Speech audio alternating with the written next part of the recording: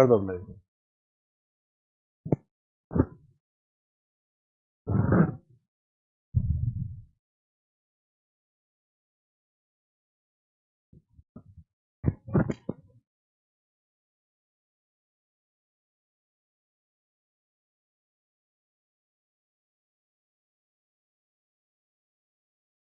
Today we'll begin with world history.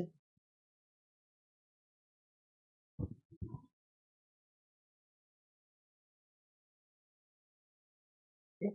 Today our main job is to understand the multiple revolutions which have happened. Okay, so we'll discuss about the multiple revolutions. Largely we'll discuss about 18th century plus 19th century. 8 closer.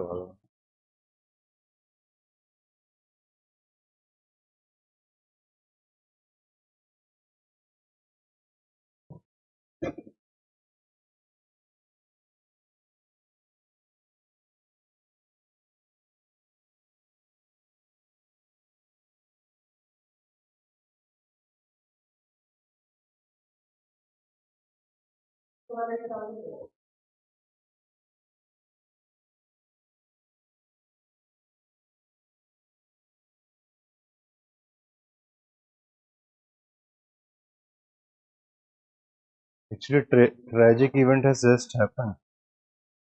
The plane has crashed in Ahmedabad.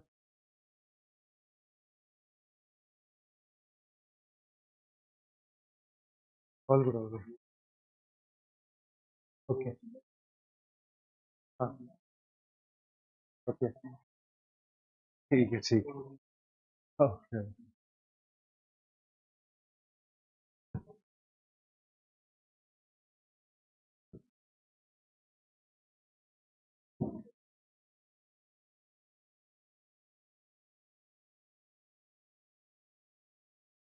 After a very long time, such an event has happened.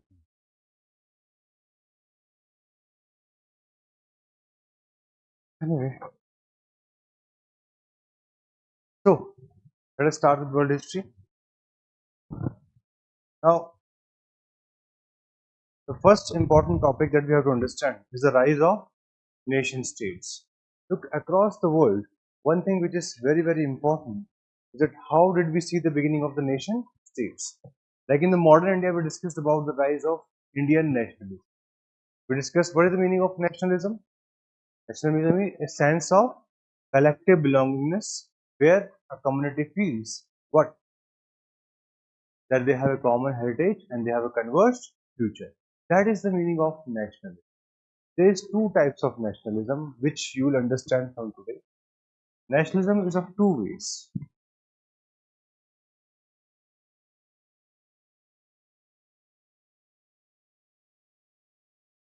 Nationalism could be of popular nature.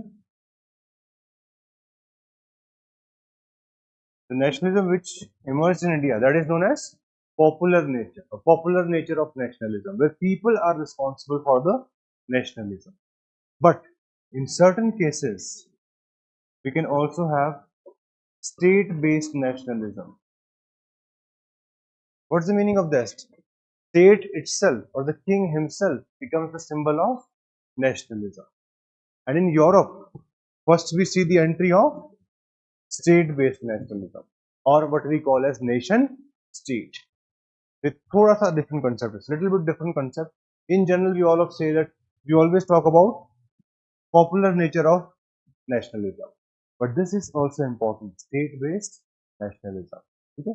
So in case of Europe, there are multiple countries where we see the rise of monarchies.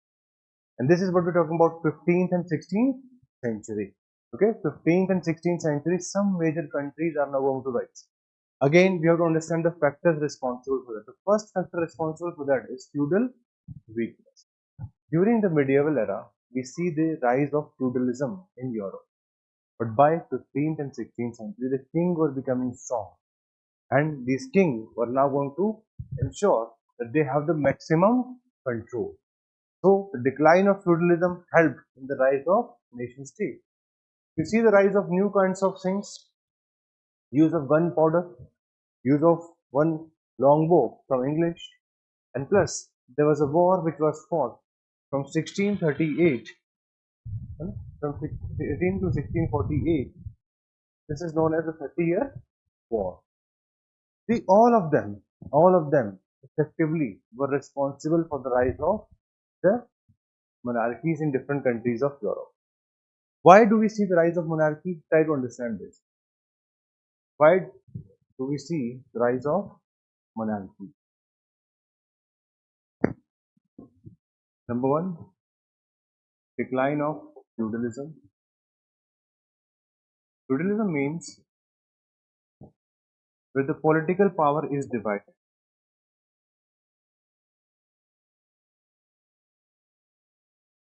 This was a standard feature during the medieval period in Britain or in any of the state of Europe. But now by 15th and 16th century, this was on the decline. Second, new use of arms and ammunitions. As we have just understood, we see the use of gunpowder,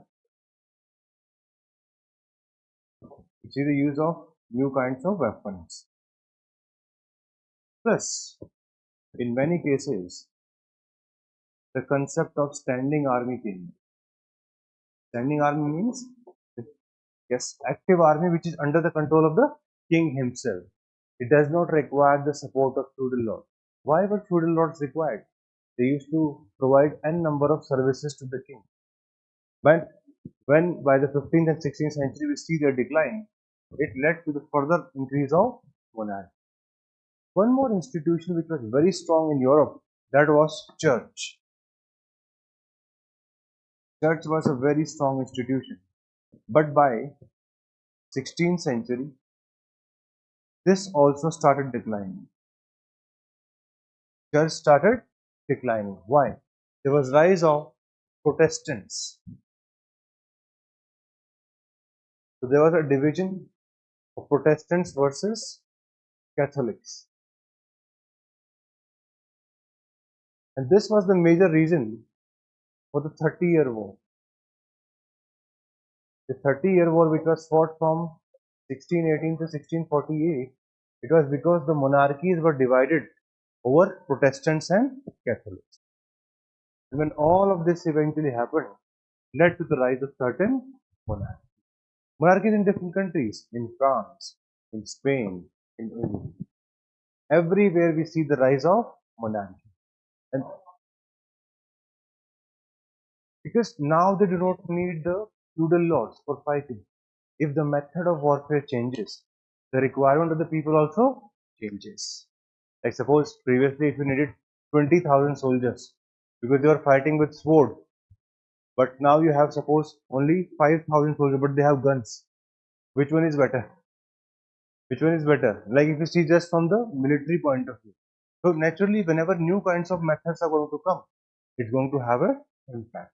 The use of gunpowder, use of new weapons, it further reduced the requirement of the feudal lords. In warfare, this is not the time of democracy. Don't think it from the point of view of democracy. All these were monarchies. They were just fighting for themselves. Till the 18th century, we do not see any major type of democracy developing anywhere across the world.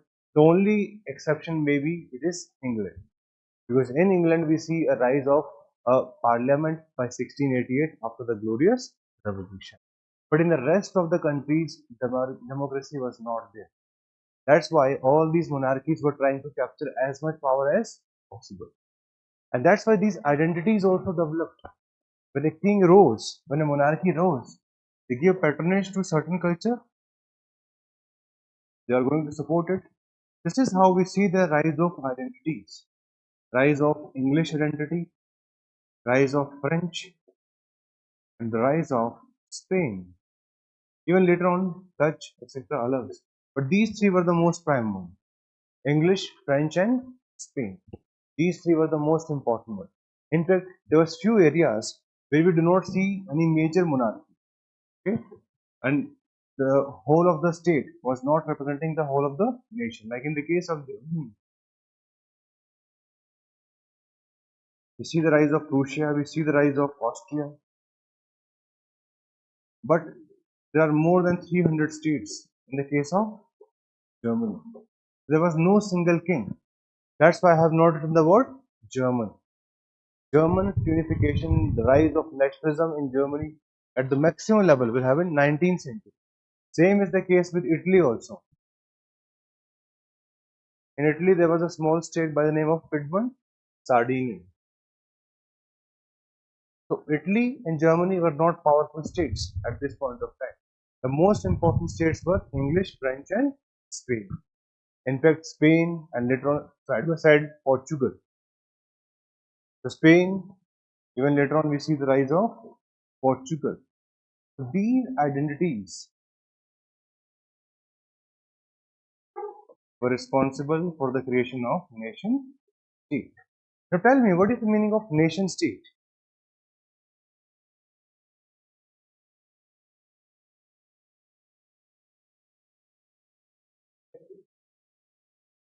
Hmm.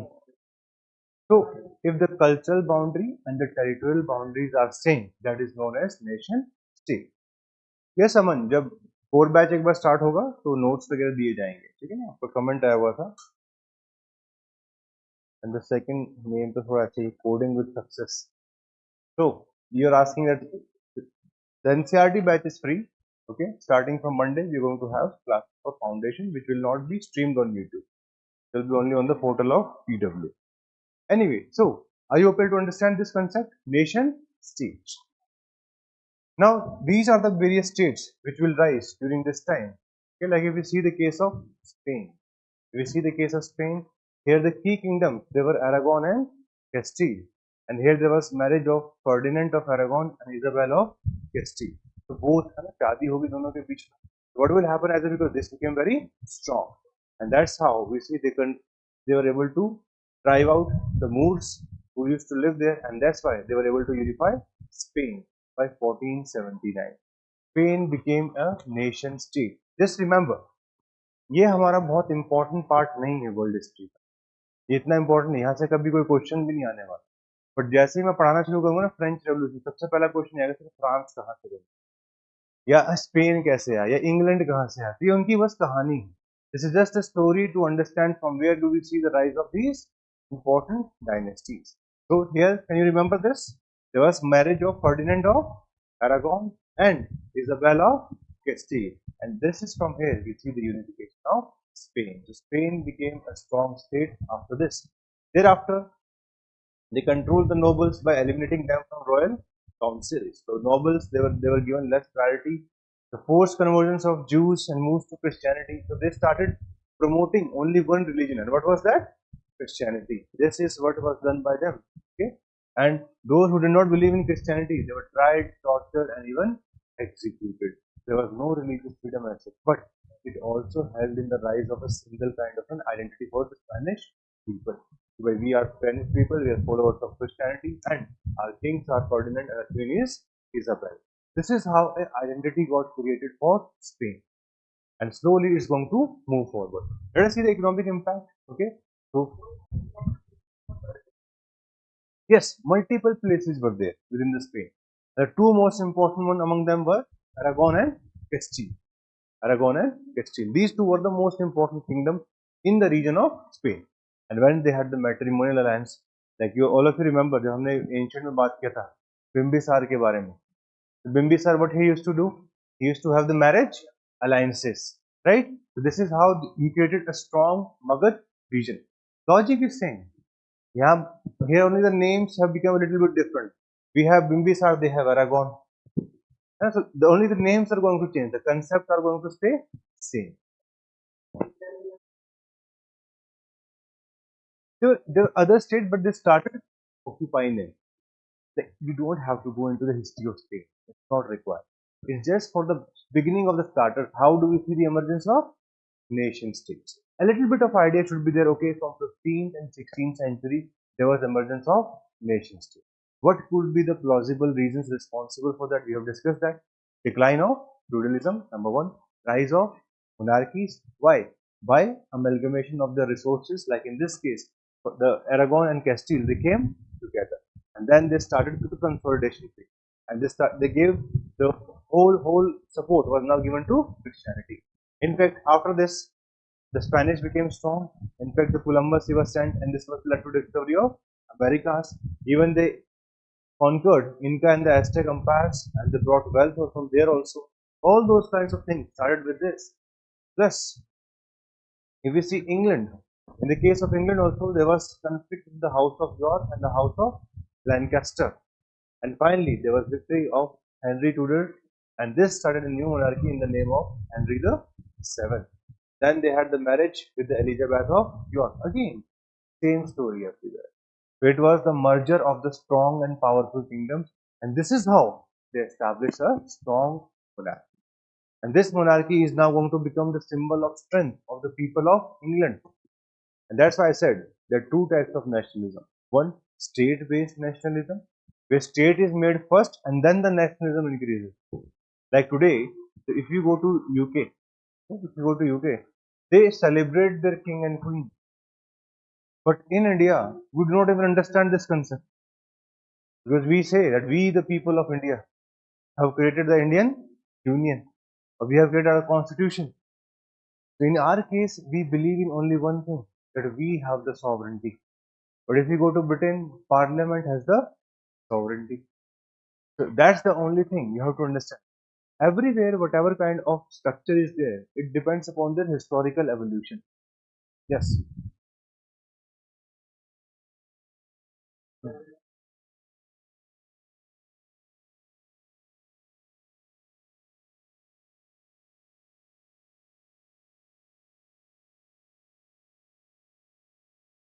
We'll discuss about it later on. What is the meaning of enlightenment? Because your question is a bit confusing. I'll talk about that later. What's the meaning of that? Like in some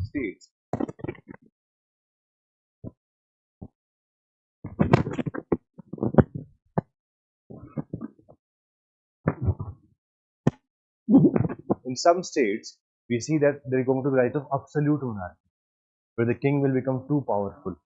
They will not care about the rights of people. One such state was France. And that's why France had to go through the revolution.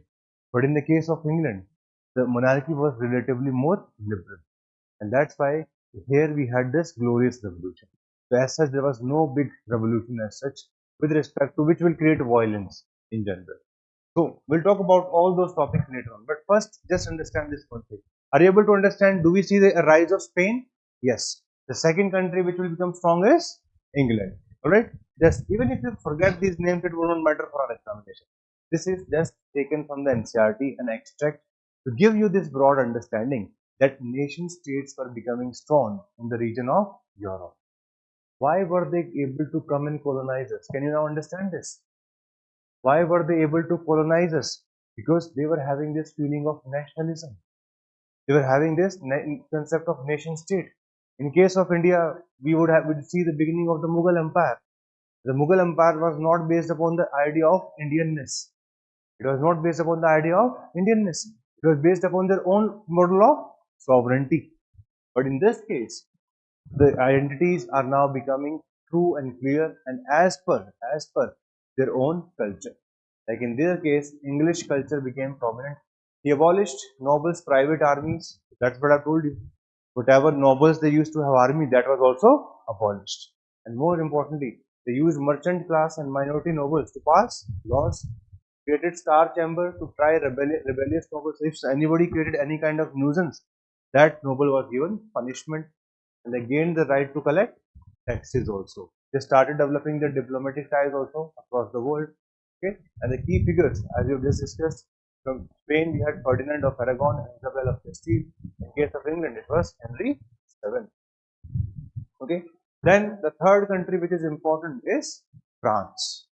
There was a specific area like Burgundy, okay, a powerful and rebellious vassal state posed a threat to the French control. However, and during this time, England has also had this area of Western France under its control. That's why the French authority was weak. But finally, the Valois kings they fought to reclaim the French territories from England. There was a girl by the name of Joan. She was the Joan of Arc. She's a very famous figure in France. Okay, and she tried to create resistance during the 100-Year War. Even though she was captured and executed by the English, she became a legacy for the French victory. And finally, we see the rise of King Louis XI. This title of Louis starts from here, and then Louis 11, 12, 13, like that. The cycle is going to continue, right? And at the time of revolution, the king will be King Louis 16. Okay, so King Louis 11, he was the son of Charles 7. He focused on securing the French unity, and then they subdued this Burgundy and finally created a French control by the 1488. So here also we see the rise of a dynasty. This dynasty's name would be the Bourbon dynasty. And naturally, as we can understand, France also we see the rise of a nation state. What is the meaning of nation state? Where the cultural and the territorial boundaries they are same. That is what is known as nation state. Okay. I hope this is now clear. This is now clear to all of you. Let us now go to the real topics which we have to discuss for today. This was just for the sake of there was a rise of a state system. Since the state system rose early, they were able to go to different parts of the world. They colonized the whole world, one after the another. And during the same process, we see the rise of revolutions.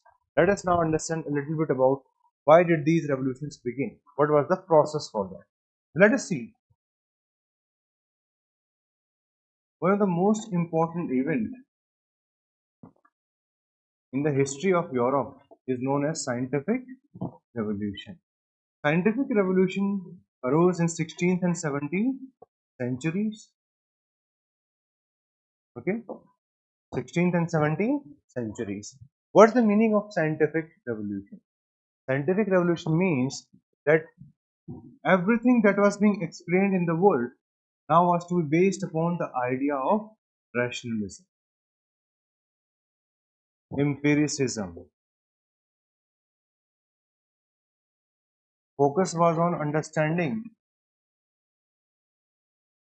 the natural laws. Like one of the famous natural laws is gravity. Okay, that Earth has a gravity and it is something which attracts everybody towards it.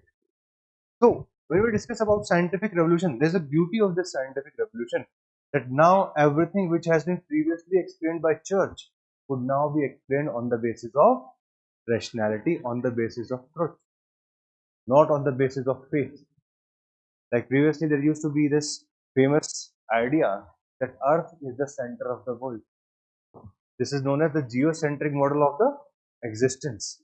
But this was challenged by a person by the name of Copernicus. So Copernicus said no.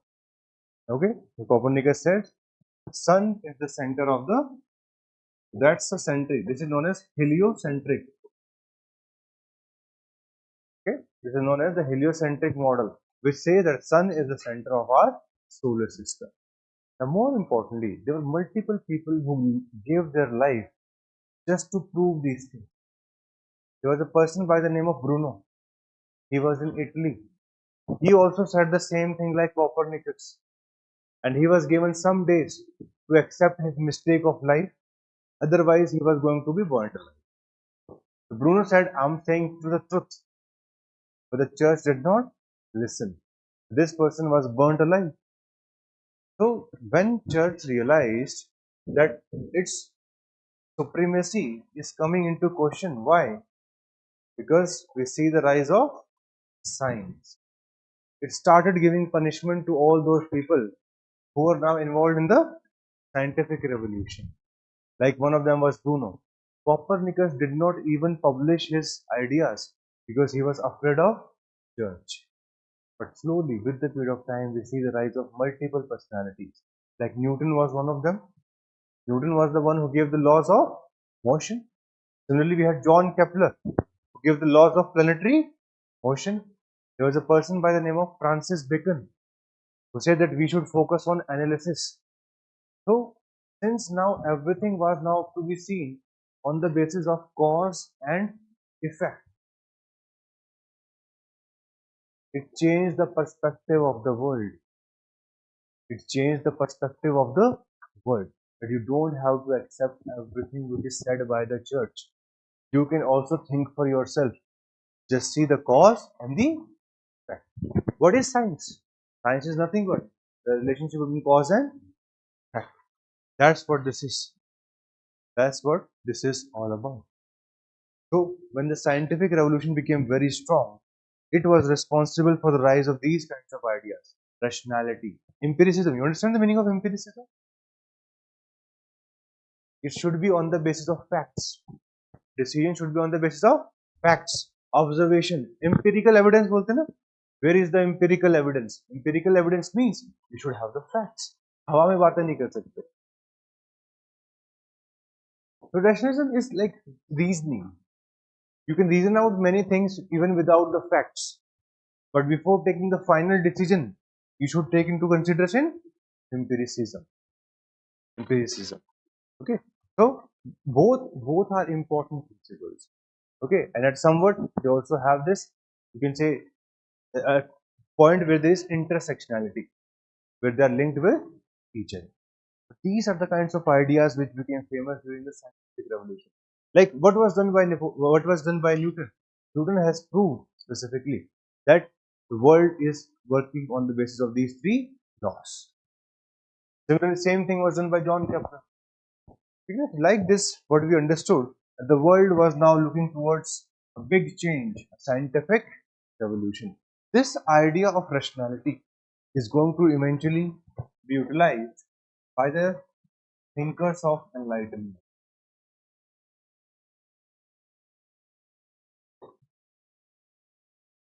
By a thinker of enlightenment. What is enlightenment? Enlightenment is known as the age of reason. And 18th century is given this distinction.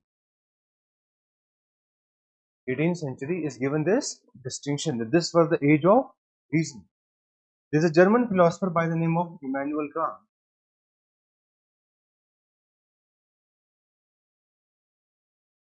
who asked this question in 1784 that what is enlightenment? He asked this question, what does enlightenment mean to you? Then he himself gave the answer. It's the ability to have self-confidence. It's the ability to behave in a mature manner. It's the ability to rise above ignorance and what was happening in the world?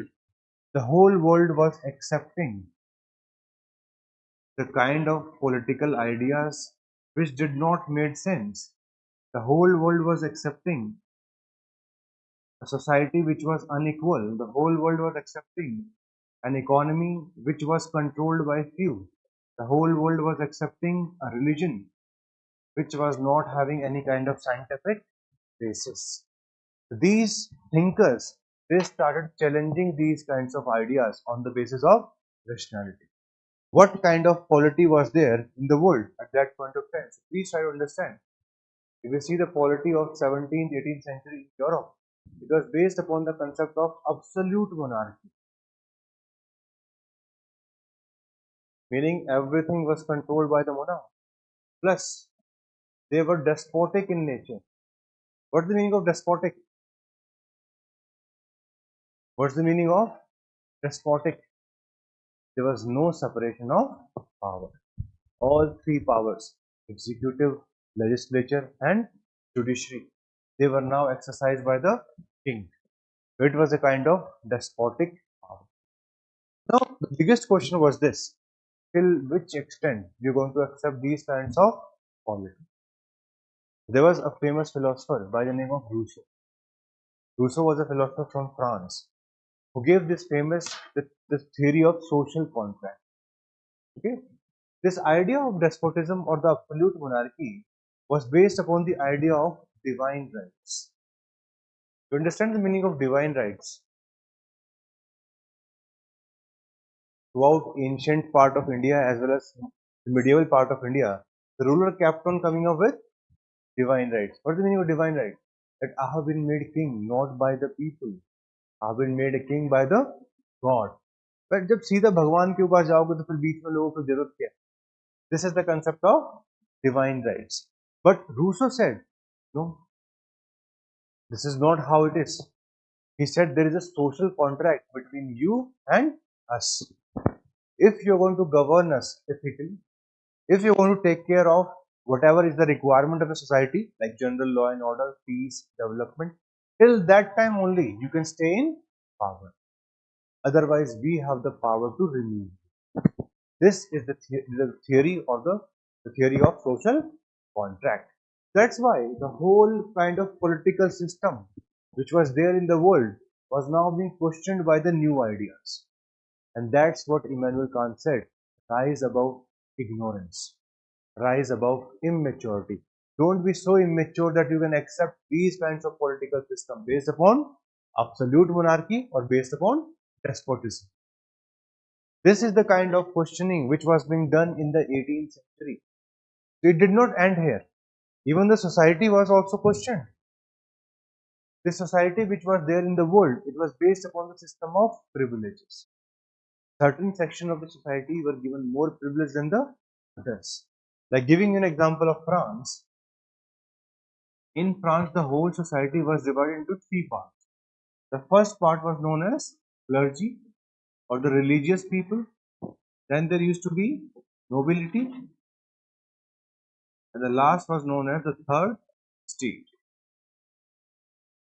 The first estate, second estate, and third estate. These two were hardly 2% of the population, but they used to control 35% of natural resources. They used to control 35% of natural resources. 35% of the natural resources. Now, you understand this, okay?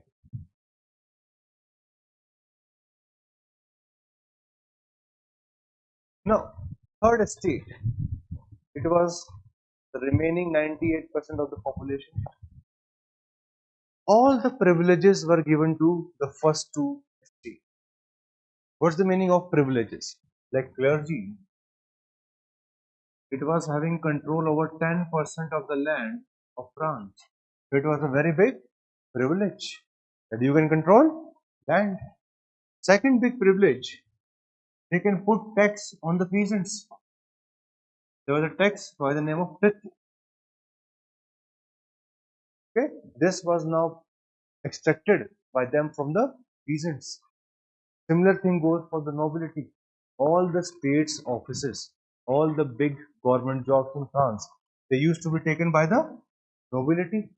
They used to have hunting rights also. They could enter anybody's agricultural field and they can do hunting. That's छोटी छोटी बहुत सारी privileges. So that's why these philosophers ask this basic question that we want what? We want equality. It cannot stay like this till the end of time. That's why in 18th century, we saw this society being questioned. Same happened with the economy also. There were large number of problems in the economy. In the previous class, we discussed the concept of mercantilism. You understand the meaning of mercantilism now? Use of the political power for the economic gains. That is what is known as mercantilism. But because of mercantilism, each and everything was being cornered by the top class or the upper class of the society. A common man could not even think about gaining anything extra. The economy was so problematic in France that there was no concept of budget. The king used to do any kind of expenditure. They used to fight wars. The whole economy used to get destabilized because of that. That's why the economy itself was also not very stable in nature. And the less said about the religion, the better. The religion was based upon superstitions. There used to be concept of witch hunting. Okay, like whenever there used to be a plague, whenever there used to be mass disease, what these people used to do? These people used to consider few of the women as witches in an area. They were being put, or fingers were put on them for that you are the one responsible for that. And eventually, publicly, these women, they used to be burned. They used to be treated like witches. Because of this, what do we understand that There was a certain political idea, social idea, economic and religious life, which is now going to come into question. Or what was the major reason for that? The major reason, it was the age of reason. Hmm? It was not sati as such. It was, but it's more like they were considered as evil. In case of India, it was the opposite.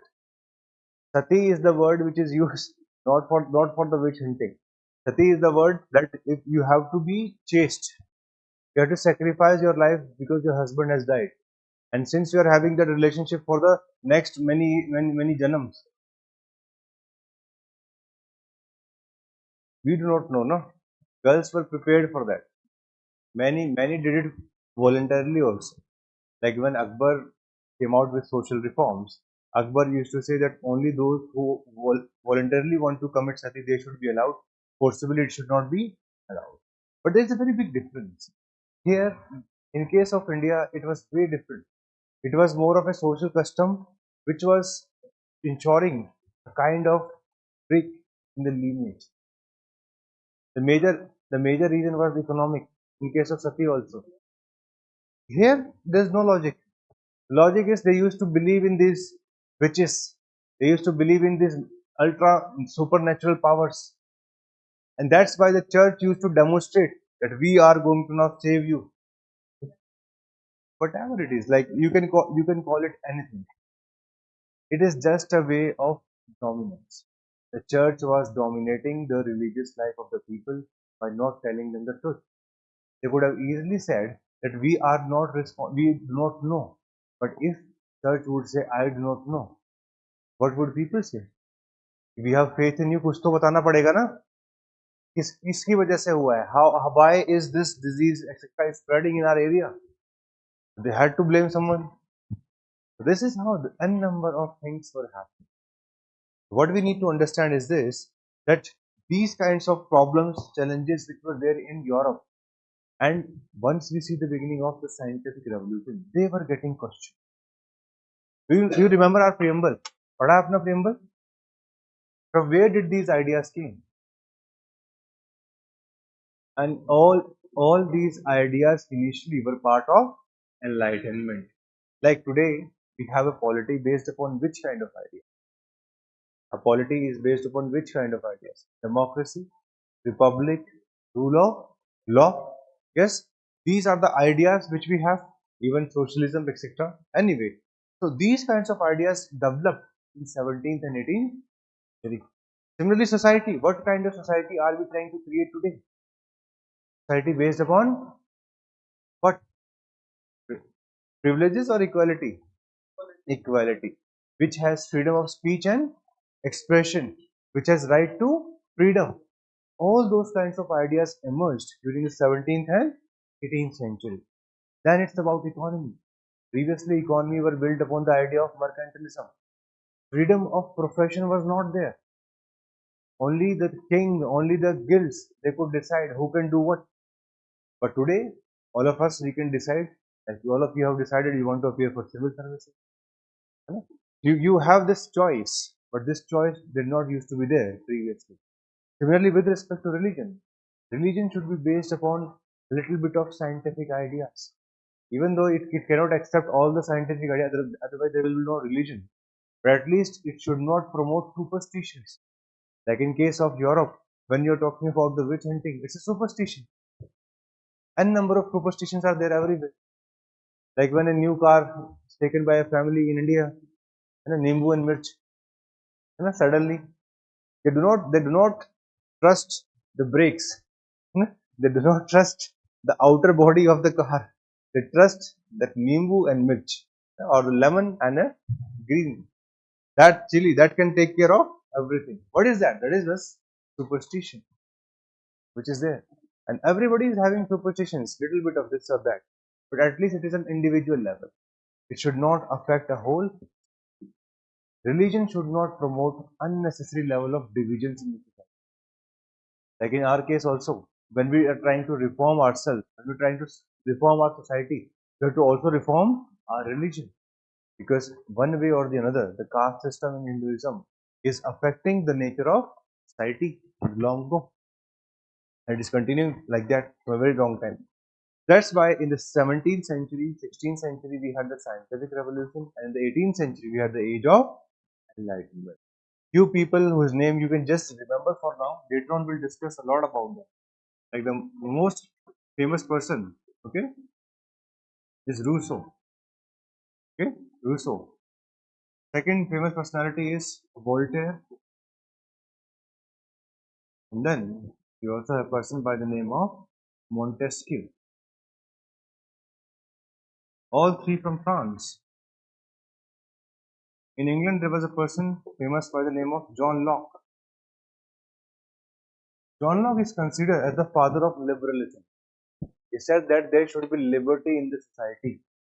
Okay, all the institutions which are created in any society, they are for the betterment of human. They should not exploit the people in general. That's why John Locke is known as the father of liberty. Similarly, Rousseau. Rousseau. Rousseau is responsible for this theory of social contract, in which he discussed about that it's not divine rights, it is the contract, and when contract will not be fulfilled by the king, that such a king can be taken down. Second is about Voltaire. Now Voltaire, as all of you know, he was a person who believed in freedom of speech and expression. There's a very famous quote that I may not agree with you, I may not agree with you, but I will fight till death your right to say it.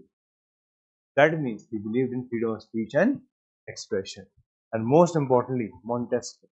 Montesquieu was a person who was a believer in separation of power.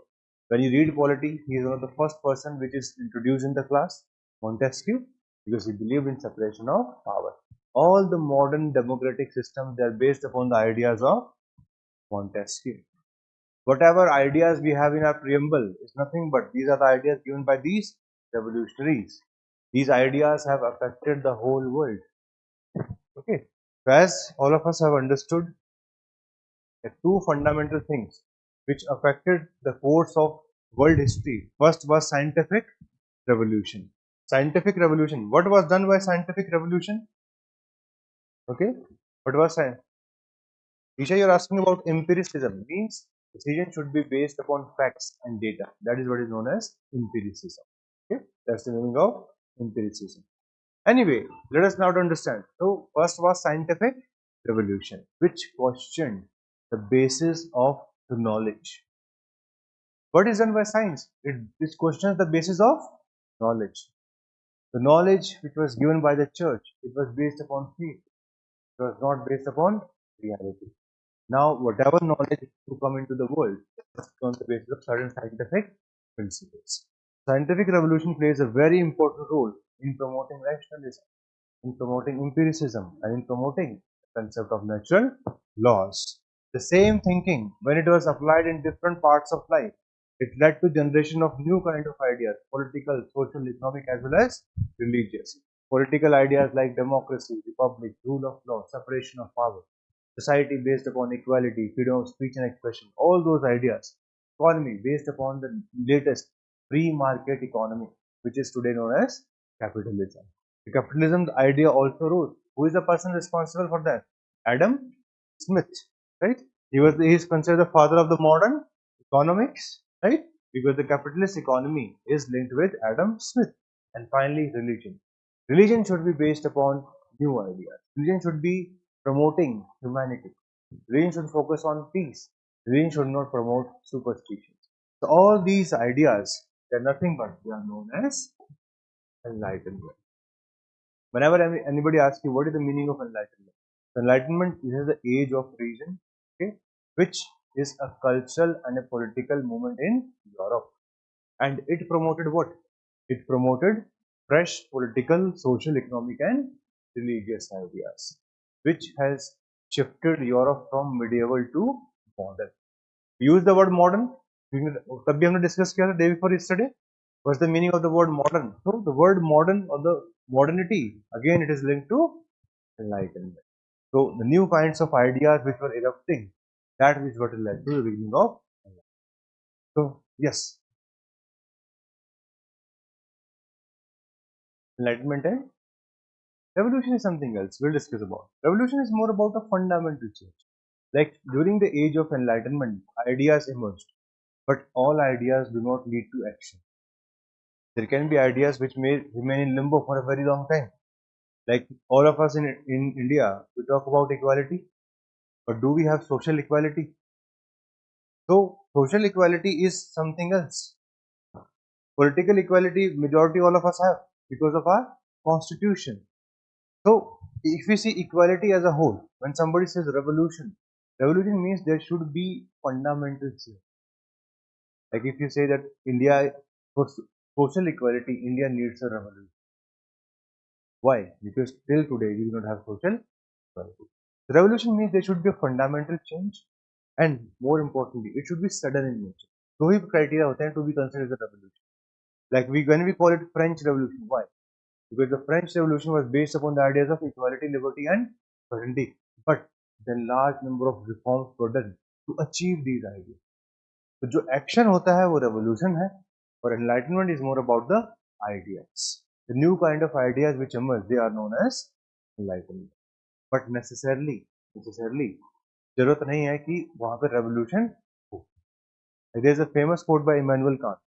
Immanuel Kant says, Voltaire was living in the age of enlightenment. He was living in the 18th century, but the age itself was not enlightened.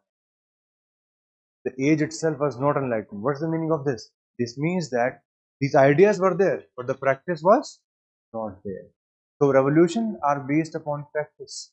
Like today when we say green revolution, what's the meaning of green revolution?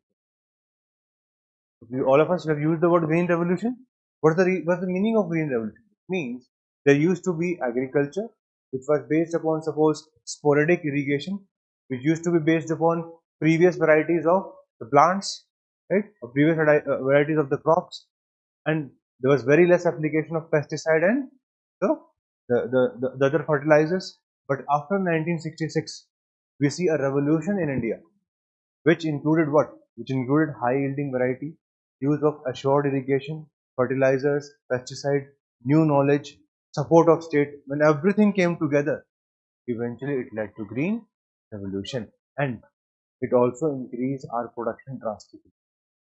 Like the wheat production, it became more than double within 5 to 6 years. That shows it was a revolution. Sudden change should be. That's the meaning of revolution. Okay. Renaissance is before this. Renaissance belongs to 14th and 15th century. Renaissance means rebirth. So people of Europe, they were trying to re-understand the ideas of the Greek, the ideas of the Romans. And when they were trying to revive those old cultures, that is known as Renaissance. Renaissance or rebirth. After Renaissance, there was scientific revolution. Like 14th and 15th century is Renaissance. 16th and 17th century is scientific revolution. 18th century is enlightenment. It goes on like this. Renaissance is often considered as the discovery of men. When we learn more subjects, when we try to go in different parts of the world, and we learn about multiple cultures. Like Renaissance was responsible for the discovery of the world also. Try to understand. During the 15th century, like in India, who came? Vasco da Gama. Towards America, who went? Columbus. So large number of such people. That happened during the age of Renaissance. So Renaissance created that attitude. कोई दुनिया के बारे में जानो. Wanderlust. जाओ इधर से उधर घूम के आओ. That's exactly what happened at that point. So Renaissance was 14th and 15th century. 16th and 17th century we had the scientific revolution. And finally by 18th century we see the age of enlightenment. These ideas, which were previously only based in the field of science, they were now to be utilized everywhere. Each and every institution which was not useful, that was to be taken down. Like if you see the system of slavery did not serve any purpose. It did not serve the humanity.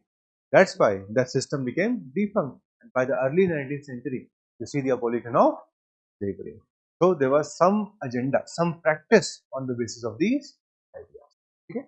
थोड़ा सा ये academic topic है, what is enlightenment? A philosophical topic है. This is a philosophy, a pure philosophy. If somebody asks you what is the difference between liberty, what is the difference between freedom, so it's philosophy. But after this, now we have basic topics. Okay, so when these ideas of enlightenment went to different parts of the world, it eventually led to revolutions. When the idea spread, there's a famous quote: "Nobody can stop an idea whose time has come." Victor Hugo. That's a very famous quote. Anyway, so we have this large number of revolutions. The first revolution is American Revolution. In the modern world, we have the first revolution, American Revolution. Let us just quickly understand, start from here, and then we will move forward. So what was this about? Okay, so if you see America, initially hardly 13 colonies were there. Try to understand this. There were only 13 colonies, and these were colonies under the control of British. 13 colonies were there, only towards the eastern part of the America that we have today, the USA. The USA hai, it has expanded over a period of time, over 200 years. Okay, but if we see with respect to the earliest phase, when they fought with the British, they were hardly 13 small colonies. So when somebody says about this American Revolution, you have to remember one thing.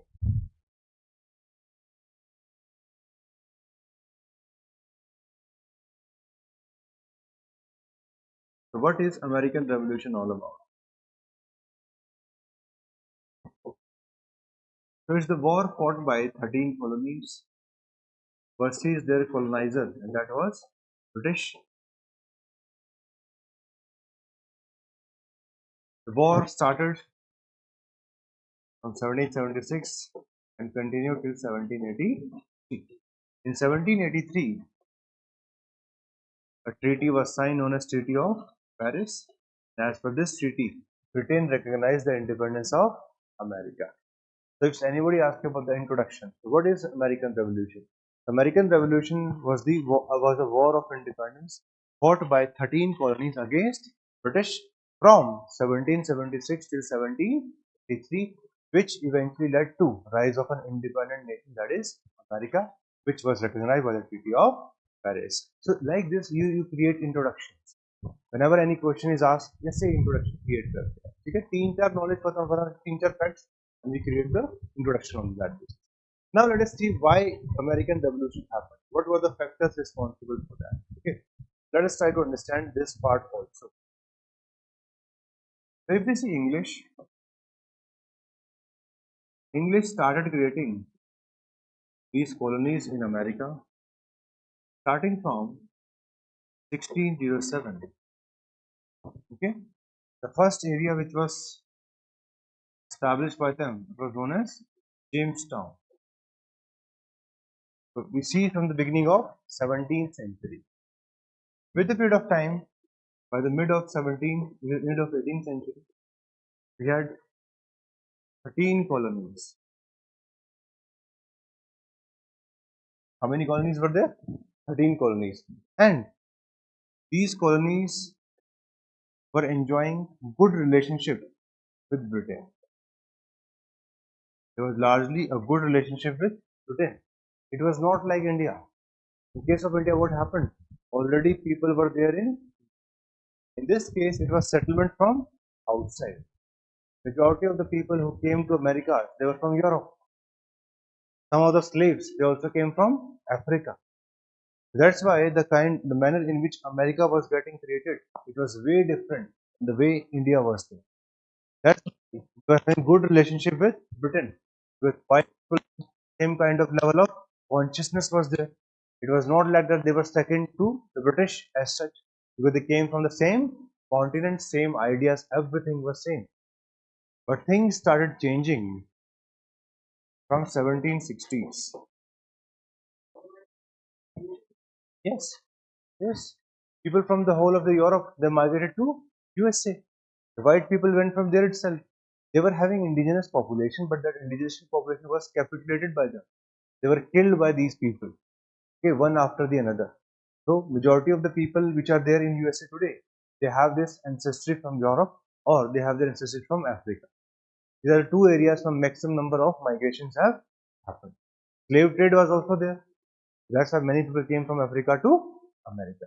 So America community also developed, and similarly the people also came from the whole of Europe.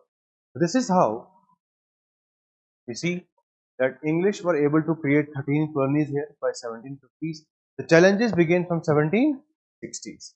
And why did it happen? All of you remember the 7-Year War? There was a war which was fought known as 7-Year War. This was fought from 1756 to 1763. And this was going to have a very big impact on these settlements. Why? Because after this war, the area of Canada, today all of you know where Canada is? Okay, so to the north of USA we have Canada. This area of Canada, which previously used to be under the control of French, it was now taken over by Britain. Previously, since France was there, both required each other's help. The British needed the cooperation of this colony so that they do not go and create any alliance with the French. Right? Similarly, these colonies needed the British because if in any case France tried to occupy them, they would get help from the British. There was a symbiotic relationship. But the challenge started after this. After the 7-Year War, the relationship started declining in a major way. And why? Because during this time,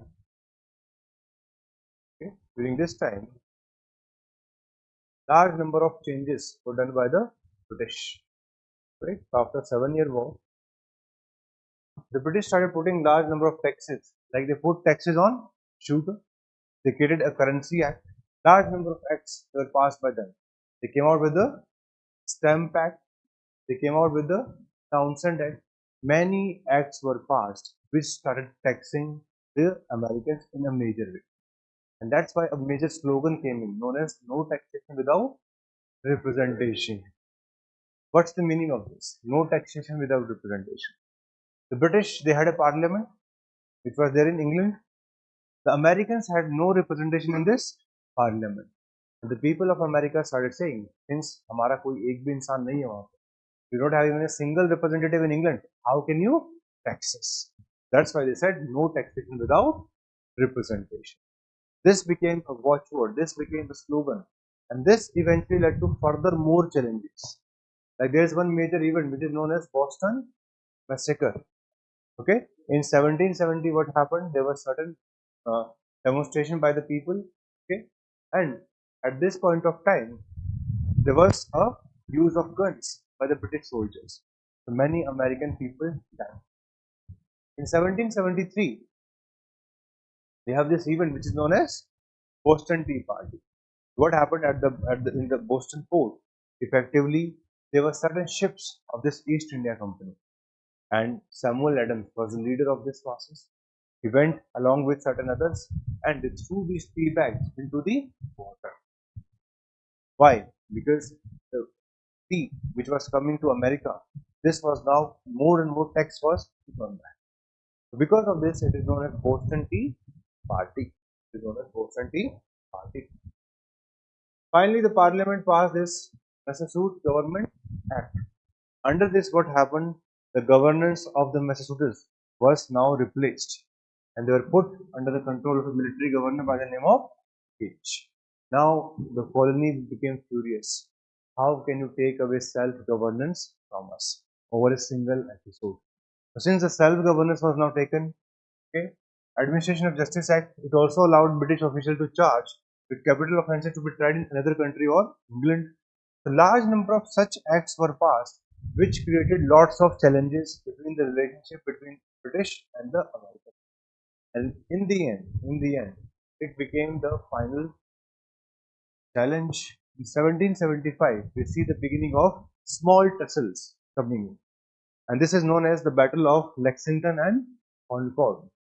In 1776, the most important declaration comes in. It is known as the Declaration of Independence on 4th of July, which is considered as the National Day in the USA, even till today. Okay, National Day in USA, 4th of July. This is the day where we see the Declaration of Independence. The Declaration of Independence happens, and after this, large number of changes are going to happen. Like the command now will be taken by George Washington. He will become in the future the first president of USA, right? So he will take the command, and this command eventually will be responsible for the victory. Finally, they won in 1781. In 1781, the Americans were able to defeat the British in the famous Battle of Yorktown. And at Yorktown, surrender was done by Lord Cornwallis. We have discussed this also previously. Why Lord Cornwallis was so dedicated in India? He came, created permanent settlement. He created what else? The famous Cornwallis Act for the overall justice system.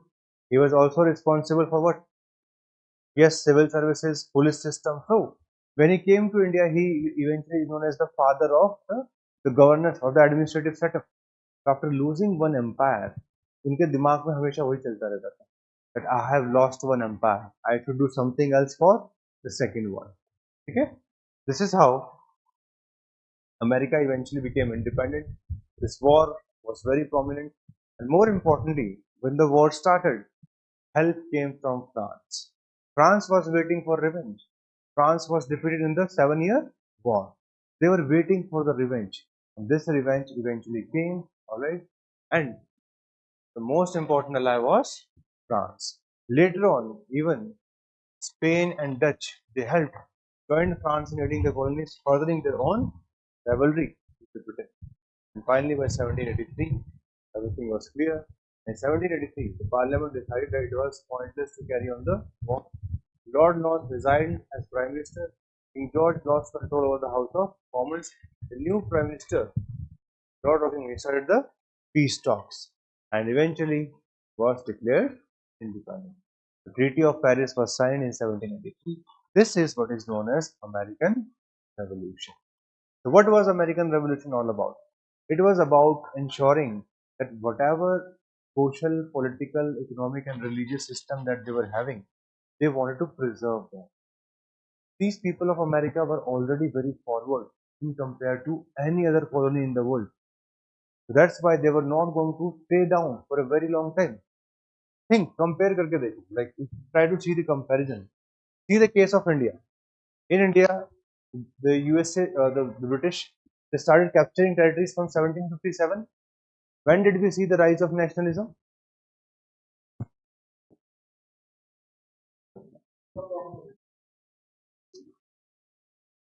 Largely 1870s.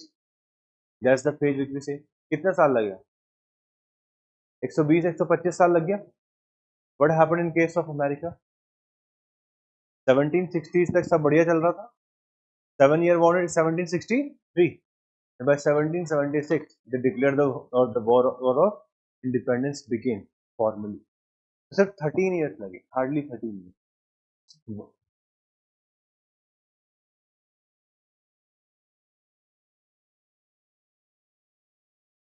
That that's what I'm saying. No, it's not about that. Why did people came from Europe to America? Why did people came from Europe to America? That's also an important question. Many of them, they were persecuted by the church. The church was unhappy with their ideas. They ran away to USA. The taxes system in USA was relatively lesser than that of the Britain.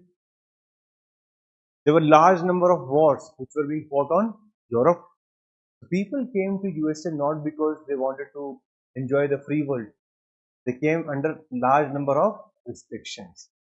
And slowly they realized that living in America is way better than living in Europe.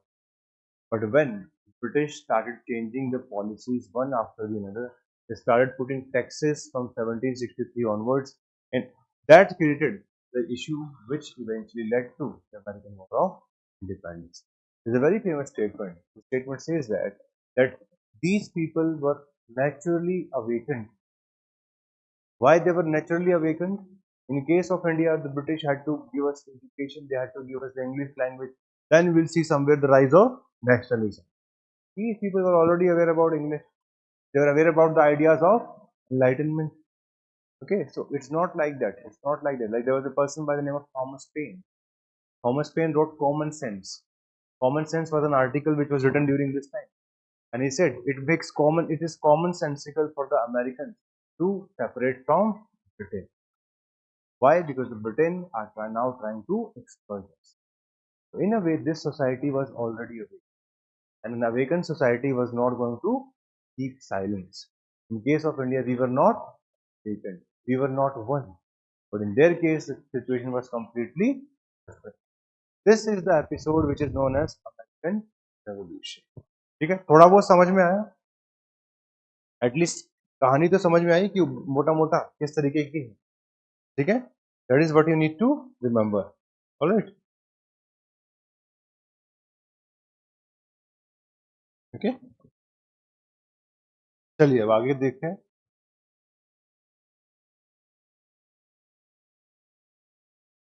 Next revolution is French revolution. Now the most romantic revolution in the world is French revolution. Most romantic revolution where people will now challenge their own monarch. Okay, the people of France will challenge their own monarch for equality, for liberty, as well as fraternity. It's the most romantic revolution. In fact, the modern form of nationalism or popular nationalism first came in France. The level of nationalism which was there, it was somewhere different from anywhere else. चलिए यहाँ की stories समझने की कोशिश करते हैं. So what happened in France? One thing is clear. I hope all of you remember that there were three estates. The first estate was clergy, then we had nobility, then we had the third estate. Okay, we have discussed about this. If we discuss about the polity, the king was King Louis XVI. Okay, and King Louis XVI had a wife by the name of Mary Antoinette. Okay, so Mary Antoinette, now she was a girl, she was a queen from the region of Austria. You have to remember this because later on this will also create a big challenge because she was from the descent of Austria. Mary Antoinette was a person always living a luxurious life, and she was known as Madame Deficit. Huh? Mary Antoinette was given a name Madame Deficit. Like we have fiscal deficit, she was Madame Deficit. Whenever anything पैसा आया उससे पहले खर्च कर दिया. She was Madame Deficit. She was like this famous thing about her that people were protesting that they are not having bread. So she said, "What's the requirement of bread? Eat cake." है ना? तो पैसा तो होगा ही. She was like the person who are living in South Delhi, South Bombay. पैसे की दिक्कत थोड़ी ना, कुछ और इनको शायद पता नहीं, बेवकूफ है, कुछ और चीज है, कोई और दिक्कत है. So Mary Antoinette, she used to do luxurious expenditure. Okay, they had this famous palace known as Palace of Versailles, which was having more than 20,000 people serving the royal family. 20,000 people were there in the Palace of Versailles serving the royal family. Today, a modern organization has these number of employees.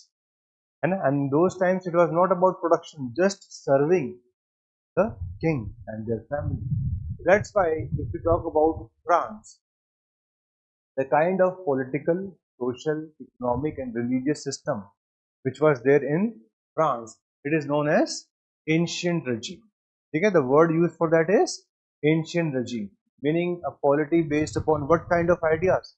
Absolutism. Society based upon the system of privileges. An economy based upon the idea of mercantilism. A religion which was based upon superstition. All this is known as ancient regime. This was going on. It was not like it was a new thing.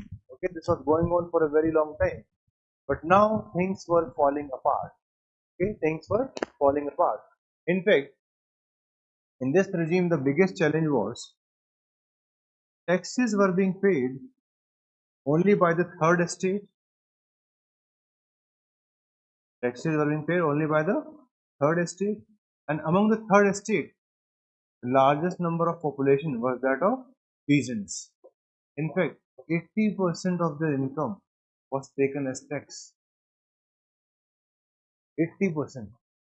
It आजकल maximum tax कितना लिया था? Around 40% in India. 80% was taken as tax. They said that peasants paid 80% of their earnings to various tax collectors. This was a big challenge. It was a big challenge for the French society. ये समझ में आ गया? First estate, which includes the priest and the other religious figures, had high social status and significant land ownership. In fact, 10% of the land of France was under the control of church. And more importantly, they were exempted from most taxes.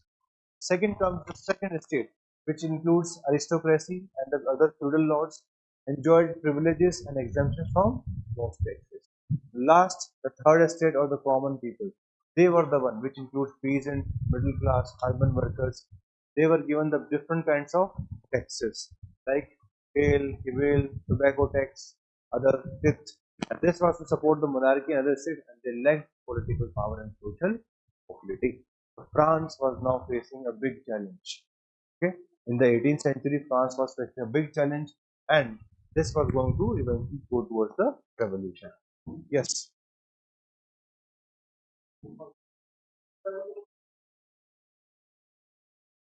कहाँ से?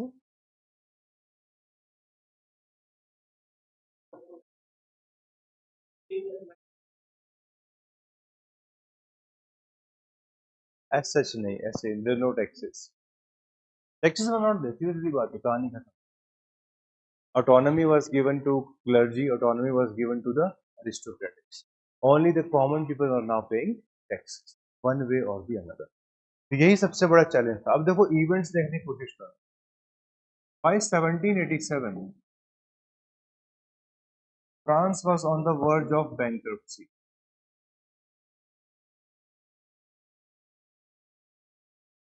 It was on the verge of bankruptcy. What's the meaning of bankruptcy? When the when the national treasury is largely empty. If our consolidated fund of India becomes zero, we are normally we call it bankrupt. Now we cannot repay whatever loans we have taken. हमारी capacity खत्म हो गई. This was the situation which was there with France, and the problem was they were not getting loans. They were not getting loans at this point of time. So solution was required. Solution was required. How to take care of this? All of you remember our 1991 reforms?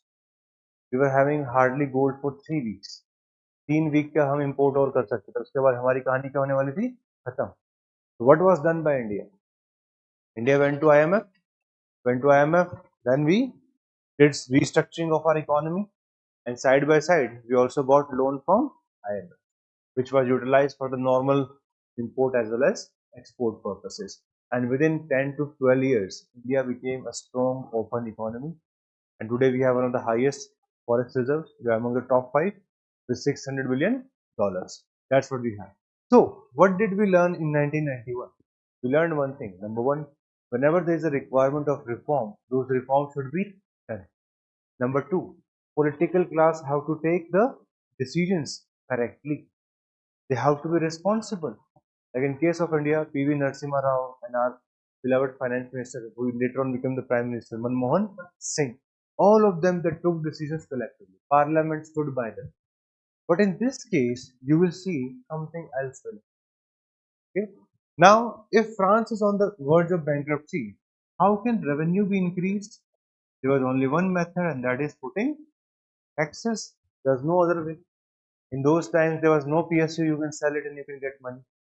There was only one thing, and that was taxes. So, ideas were given to this monarchy that you should put tax on the first estate plus the second estate.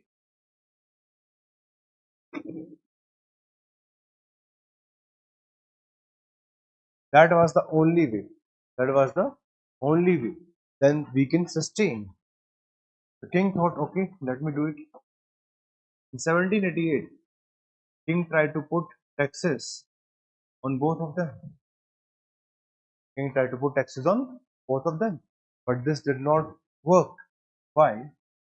Because in France there used to be tradition. If there is any order of the king, that order should be registered by a registering body which was known as Paris Parliament. It was not Parliament. It is known as Parliament. Paris Parliament. So it was a law registering body. So it refused to register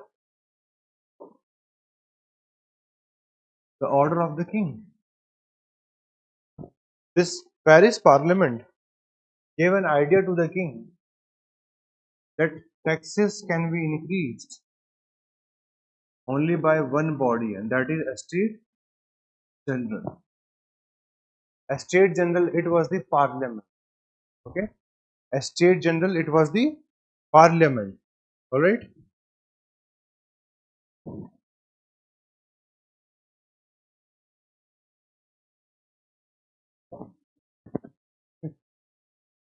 Yes, yes, yes.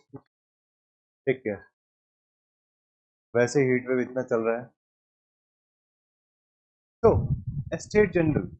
Please remember this word. यहाँ पे थोड़ा सा ना language का change है. Parliament parliament नहीं है और स्टेट जनरल क्या है? पार्लियामेंट. ठीक है. पार्लियामेंट क्या है? सिर्फ एक लॉ रजिस्टरिंग बॉडी है. ठीक है. So they said, like in our constitution it is also mentioned, new taxes can only be put by parliament. उसके अलावा किसी के पास ये पावर नहीं है. टैक्सेस सेस कोई लगा सकता है बट टैक्सेस नहीं लगा सकते. एनीवे द स्टेट जनरल के पास जाओ and then you get the new kind of taxes, and this is going to create a challenge. Why? The last time a state general came, it was in the year 1614. So it was a very very long time. More than 175 years have passed, and there was no assembly of this state general. So how to now create taxes? How to now put taxes when you do not have a body?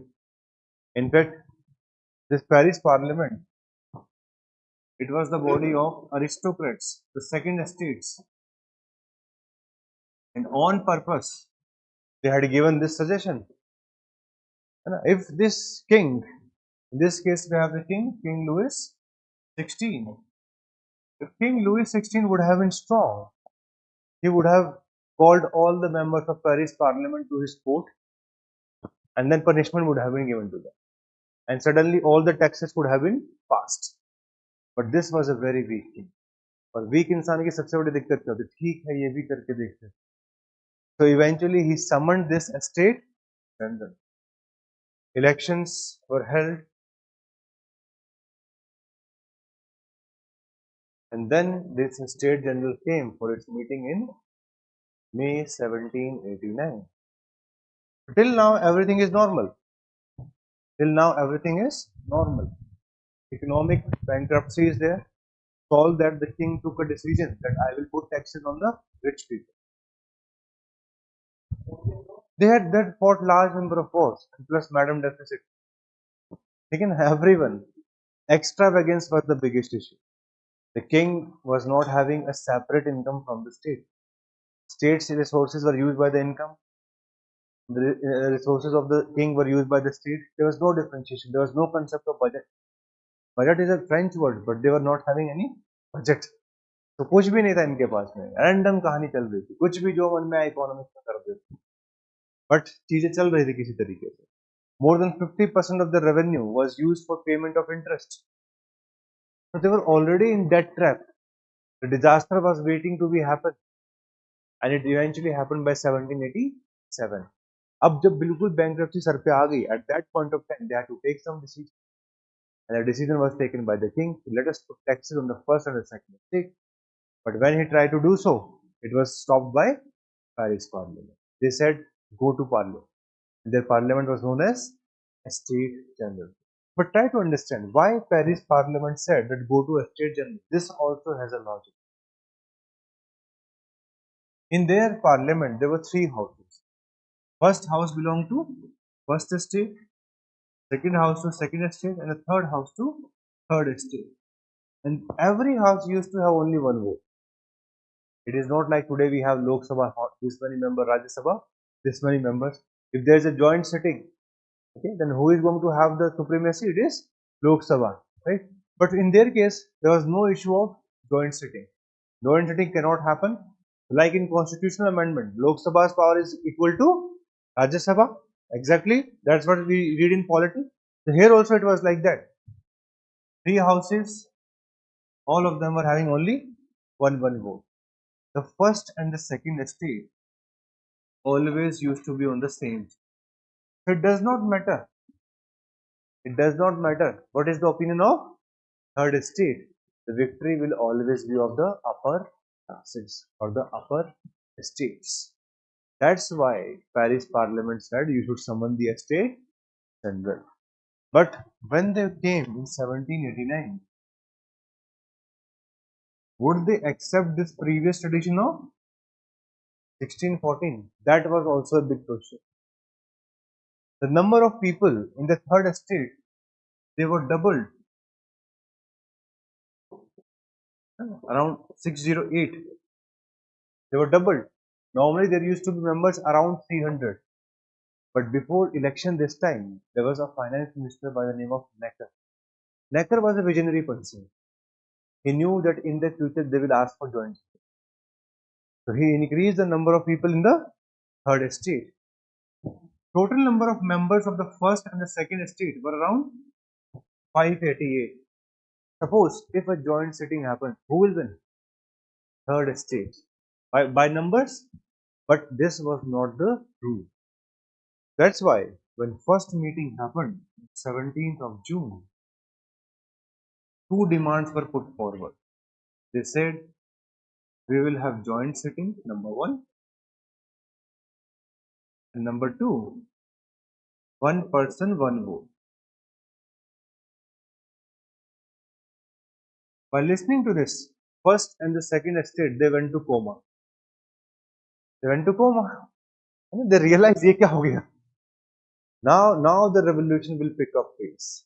Initially, they were considered nothing. The third estate was considered like you have no power. But when they came out after election, they put pressure on the king.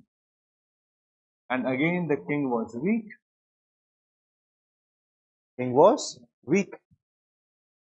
On 17th of June, these two demands were put forward. On 20th of June, king stopped the proceedings. The building was closed, but the people who came, they said, we are not going to go back till we create a constitution for France. हम जाएंगे ही नहीं वापस में, ठीक है? And this is known as famous tennis court oath. Okay, since the oath was taken in a nearby tennis court, it is known as tennis court oath. On 20th of June, this was the next major event. Finally, the pressure worked. On 27th of June, the king accepted both these demands. He accepted these demands not with happiness. He was also very sad that probably the privileges will now go away. What will happen if these people will start taking the n number of resolutions? Hoga kya? And they are in majority. What will happen then? That's why king tried to do one last thing. On 11th of July, he dismissed the finance minister who was responsible for this whole mess. So he dismissed Necker. And on 14th of July, this is one of the most important events of French. This is known as Fall of Bastille. The Bastille, it used to be a fort. It was used as a prison by this Bourbon dynasty. The people of France, people of Paris in particular, they went to this Bastille, they killed the guards and they took control of a whole fort. The whole fort came under the control of the people of Paris. And this frightened everyone. This frightened everyone. Bhaiya kya ho raha hai? What is happening to these people? They are awakened all of a sudden. They are not even respecting. ये तो हमारी prison है. कम से कम उसको तो छोड़ दो. They are asking to be considered very seriously in the National Assembly or the State General, and they are even now attacking the forts. Starting from this, the change will start in France. On 4th of August, the first major thing which will happen, it will be the end of system of privileges. Resolution was taken that in France from today, no privilege. Everybody is equal. Everybody is going to enjoy freedom of speech and expression. There will be right to private property. This is how a revolution begins. This is just the beginning of the revolution. It's a very, very, very long event. In fact, when we'll study world history in detail, because this is our optional, it will take at least 4 to 5 classes.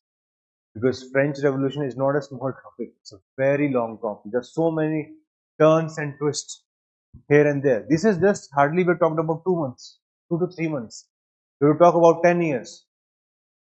We will talk about 10 years of France. But anyway, on 4th of August, privileges were withdrawn, and then the declaration was coming, which came on 26th of August. This is known as Declaration of the Rights of Men and Citizens.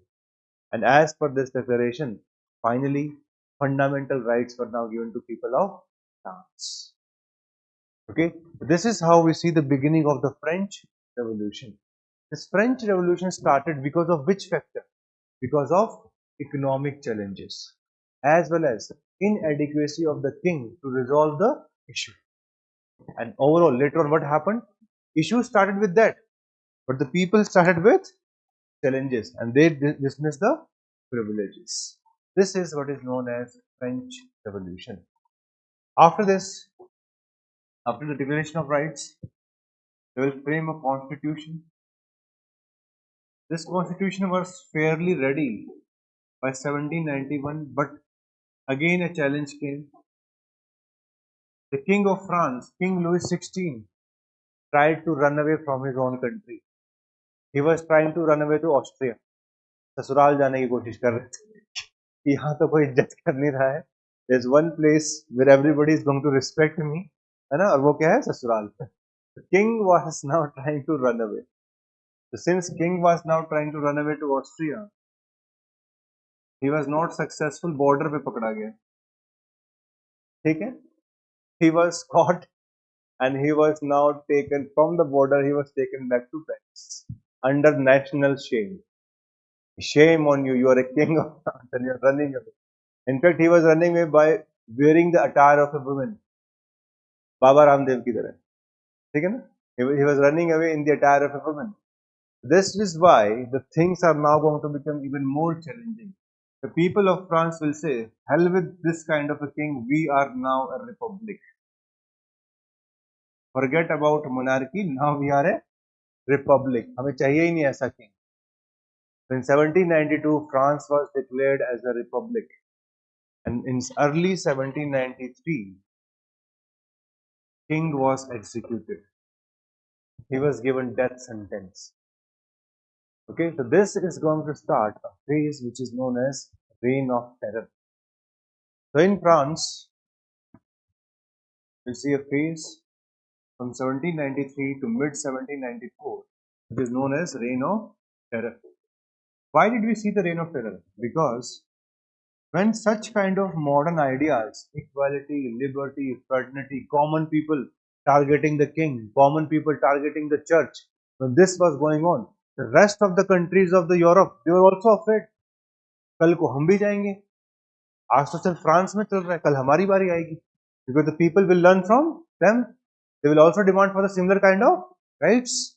That's why all the other countries, they were also scared. They formed a coalition. They formed a coalition and they attacked France. They wanted to reinstate the king. So starting from 1792, you see the revolutionary wars. But people of France were now awakened. And as all of you need to understand this, that whenever there is a change, whenever there is a danger to the whole community, the community comes together. We may be divided, the whole of India, at many points of time. But suddenly, if anything is done by Pakistan, suddenly everybody speaks in one voice. The same thing happened to France. France, even though it was divided, but when people started invading it from outside, this led to the beginning of what is known as French nationalism. So this popular nationalism is now going to increase in the whole of France. And remember this, they defeated all the coalition. Biggest of the armies, they were defeated by the French people. Why? Because now they used to consider themselves as brothers and sisters. This idea of nationalism is a permanent legacy of French Revolution. That's why French Revolution is the most romantic revolution in the world. people asking for rights, people fighting with the armies of others, people doing everything for their country. This is one of the best revolution. There was a famous political scientist. He was asked this question: so how do you see French Revolution? What is the impact of French Revolution?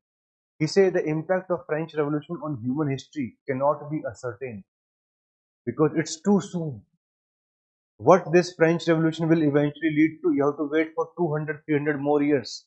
And then you should see what is the impact of French Revolution. Because whatever country you see, what are we seeking? Equality, liberty, and fraternity. The French Revolution has created this permanent impact on the human civilization, which has never been done before. And that's what we need to remember about France. And this reign of terror eventually will end in 1794. Then came a phase of is known as the government of five people known as directory. It continued from 1795 till 1799, and in 1799 we see the rise of a person, Napoleon. So Napoleon, he was a military general. He became famous from 1795 onwards. He was able to capture the region of Italy. He went to Egypt in 1798, even though not successful. When he came back, he got the reception of a hero. By 1799, he did a coup. Coup, all of you understand? He toppled the government and he himself became the government. In fact, this system is known as consul system. And he himself became the first consul. So once Napoleon came into power, Napoleon was a genius. Napoleon was a genius in civil administration as well as he was genius with respect to military. He won more than 40 major battles. It's not easy. He won more than 40 major battles. And he also solidified the administration of France. That's why Napoleon is often considered the real architect of the modern world. Okay, the ideas of enlightenment were taken into practice by him. All the administrative reform which he did eventually were based upon the ideas of enlightenment. And that's why Napoleon's rule is very, very important. 1799 he came to power. By 1804 he coronated himself and became the king of France. He will continue in power till 1815 and he will eventually lose in the Battle of Waterloo. Before Waterloo, there was a famous battle known as Battle of Leipzig. It was fought in 1813. That was the first major battle lost by Napoleon. And after that, he had to abdicate the throne in 1814 and he went to an island known as Saint Elba in 1814. But he came back in 1815 and eventually all the countries which had created a coalition, they came back and they defeated him in the Battle of Waterloo. So like this, by 1815, we see the end of Napoleon. Okay, we see the end of Napoleon.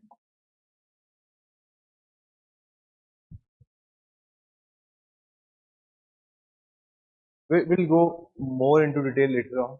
Okay, so those perspectives require lots of discussion. So later on, when we'll discuss all this, this is going to be the idea. Okay, so certain points are there. After 1815, the Europe is going to go into a phase which is known as turmoil. So from 1789, where we see the beginning of French Revolution till 1815, this is the phase of revolutionary wars, where France was fighting wars with every country of Europe because of its modern ideas. Thereafter, a phase came from 1815 till 1848, in which another person dominated. His name is Metternich.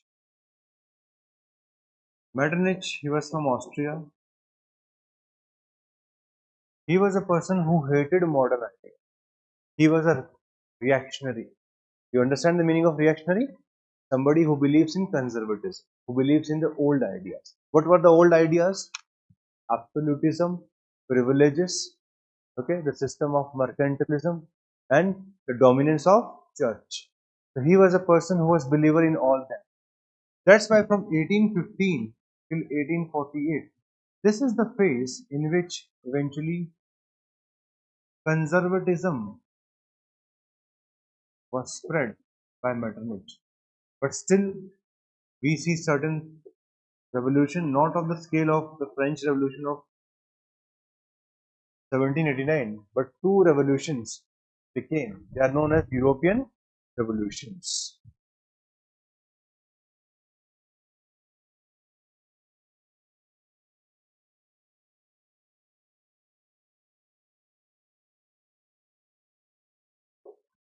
They are known as European revolutions of 1830 and 1848. Of 1830 and 1848. In 1830, it was about the overthrow of monarchy in France.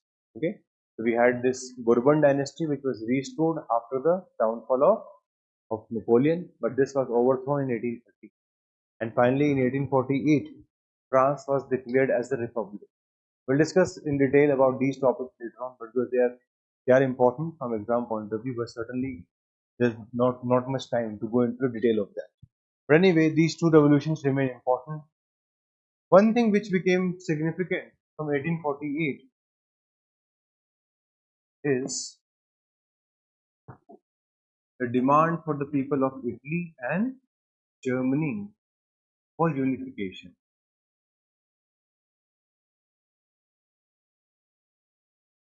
And this is going to create another set of wars. From 1848 till 1871, again we will see large number of wars. In between 1815 to 1848, Europe largely stayed without major wars. So this was the time of relatively 4 decades, which was quiet. But after this, again there were wars of unification. Two countries were there. Okay, one was Italy, the second was Germany. Let us try to understand about them a little bit. Yes, can you see? Initially, this is known as Piedmont, this is known as Sardinia. This was the only area of Italy which was under the control of an Italian king. This was known as the House of Savoy. But the rest of the area, like Lombardy, Venetia, Parma, Modena, Tuscany, Romagna, Umbria, Marches, Rome, Papal States, Naples, and Sicily. Sicily, everybody knows about. This is the area of gangsters. Movie देखिए The Godfather. They are from Sicily. They are from Sicily. A Sicilian descent is there. Anyway, so when we discuss about Italy, you have to remember few names. Like in case of India, you have to remember the name of the states. है ना? But हमारे में क्या होता है एक ही बारी में integration of princely states. Challenge नहीं आता है. In their case, slowly we see the addition of territory. Initially only Piedmont and Sardinia were there. Okay, let us try to understand this unification of Italy. Okay, let us see the unification of. When we see Italy, three, four people has played a very important role in its team. The most important person is Cavour. Cavour, he was the Prime Minister of Piedmont, Sardinia, the state. Then we have Mazzini. Mazzini was the person who spread the ideas of Italian unification, spread the idea of Italian nationalism. He created this organization by the name of Young Italy around 1830. Young Italy around 1830. Then we had Garibaldi. He was a mercenary and he will also play a very important role in the unification of Italy. So in case of Italy, three, four leaders have played a very important role. In fact, their king, okay, in fact, even their king,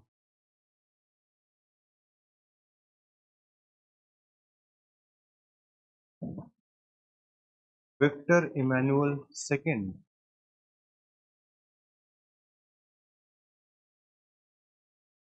also played a very important role in the unification of. Now we'll discuss about the phases. Multiple phases.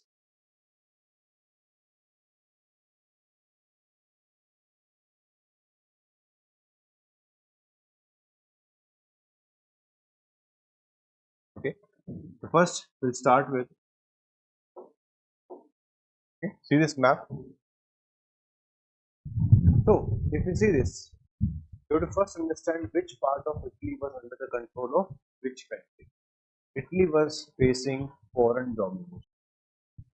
The area of Lombardy and Venetia, it was under direct control of Austria. Direct control of Austria. Then they had these small areas, Parma, Modena, Tuscany. They were also under the control of the Austrian princes. So they had some certain princes and princesses. They were controlling these small areas. This area, Rome and the Papal State, they were under the control of Pope. Naples and Sicily, these two areas were under the control of a dynasty of France, the Bourbon dynasty. So Italy was overpowered by the people from outside, and there was only one state, Piedmont and Sardinia, which was having of Italian descent.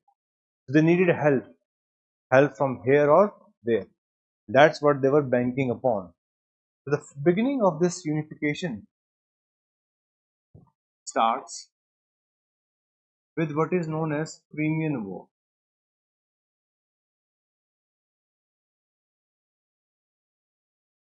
Crimean War was fought from 1853 to 1856. This was a war between Britain and France plus Ottoman Empire on one side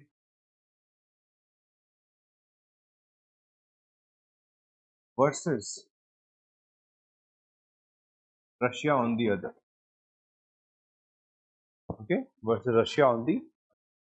In this war, the state of Piedmont Sardinia played a very smart move. Piedmont Sardinia knew the war will largely be won by Britain and France. So they sent their soldiers. Which one? When it comes to the east, Russia was trying to capture towards the east. As I've told you there also, हमने modern history पढ़ा था. During the 18th century, Britain and France were rivals. After defeat of Napoleon, 1815, biggest rival emerged was Russia. Because Russia was trying to go towards the east. And the सबसे बड़ा दिक्कत था, the biggest challenge for the British was in the east, because it was the Indian part. They would not allow anybody to go towards the east. The Ottoman Empire, it was declining in the 18th century, and by the early 19th century, it was on the stage of collapse. That's why when Ottoman Empire was declining, who was taking the main advantage? Russia. But this would not be allowed by Britain and France. That's why when this war started, this Crimean War, Piedmont Sardinia sent certain soldiers to support Britain and France. They knew once the victory is going to come in, उनको इज्जत मिलेगी थोड़ी. They will get some diplomatic maneuver just because they are sending soldiers. And that same thing exactly happened. In 1856, Treaty of Paris was signed. In this Treaty of Paris, it was eventually said that Piedmont Sardinia should be given a chair at this conference. And their representative, Cavour, he also met Napoleon III. He met Napoleon III. Napoleon III, he was the king of France at that point of time. And they eventually signed a pact known as Plombiers Pact. They signed a pact known as Plombiers Pact. What is Plombiers Pact? As per this pact, which was signed in 1858, France said, it was signed with Napoleon III, who was the king of France. France said, if Austria is going to attack Piedmont Sardinia, then we are going to help you with 2 lakh soldiers. And in return, you have to give us some territory, and there is going to be a matrimonial relationship also after the war. So once this pact was signed, which is known as Columbia's Pact, Cavour, he started placing army which was very close to Austria borders. So he started instigating these kinds of reactions from Austria. Eventually, Austria attacked Piedmont as well as Sardinia. And this was the opportunity which Piedmont Sardinia was looking for. They had already taken the insurance from France. France eventually came, and once France came into the picture, they were able to defeat Austria. But as per this treaty, both Lombardy and Venetia, the topmost two provinces, were to be given to Piedmont and Sardinia. But France did not wait for that much. France just gave Lombardy to Italy or Piedmont Sardinia, and then it signed a peace treaty. This created a very big challenge for Piedmont Sardinia. Piedmont Sardinia was thinking that they will get Lombardy as well as Venetia, and this will significantly help their unification process. But this unification process could not go forward that quickly because France took a different route. But anyway, in this first phase, the best thing was Piedmont Sardinia was now having Lombardy, the green one. Lombardy now became under the control. Once Lombardy came under the control of the king of Italy or under the control of Piedmont Sardinia, these small states, Parma, Modena, Tuscany, all of them, they started creating a kind of vocal voice. And eventually plebiscite was formed. And as per plebiscite, all these small states, they eventually also merged with Piedmont Sardinia. Then there is a question of Naples and Sicily. Naples and Sicily. At this point of time, the leadership came from the side of Garibaldi. On the side of Garibaldi. Garibaldi, he was having his followers known as red shirts.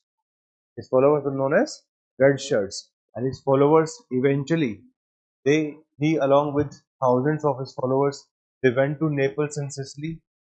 They defeated the Bourbon dynasty of France in both Naples as well as Sicily.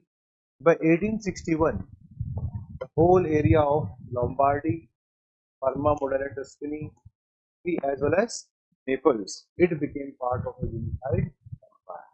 But still, two major areas were left. One was Rome, the second was Venetia. These two areas were left. And these two areas will become part of Italy only when the war will be fought by Germany, or in other words, Prussia. So in 1866, Prussia was fighting a war with Austria. And at that point of time, the deal was done by the Italians with Bismarck. And so this, they got Venetia. So Venetia was taken by them in 1866 when the war was eventually fought between Austria and Prussia. The last, Rome.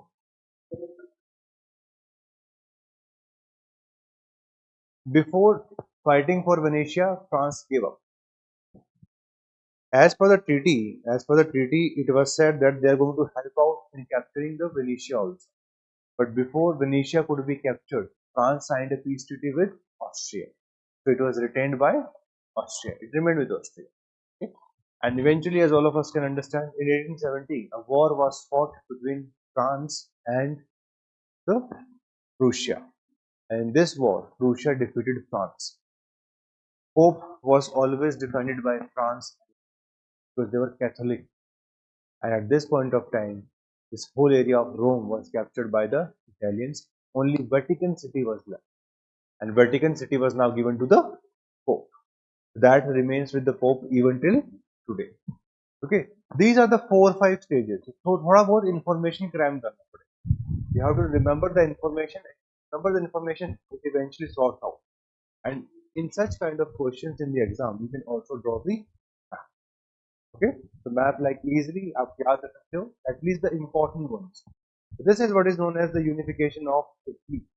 Okay, the next part that we have to discuss is unification of Germany. Okay. Now, The case for Germany was a little bit different. The case with Germany was a little bit different. Why? You have to understand this, okay? That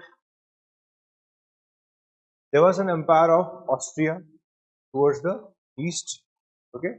There was an empire of Austria towards the east. While if we see towards the north, okay, in this region, we had the part of Prussia. The two major states were there. One was Prussia in the north and Austria towards the south. But it was not that simple. It was not that simple.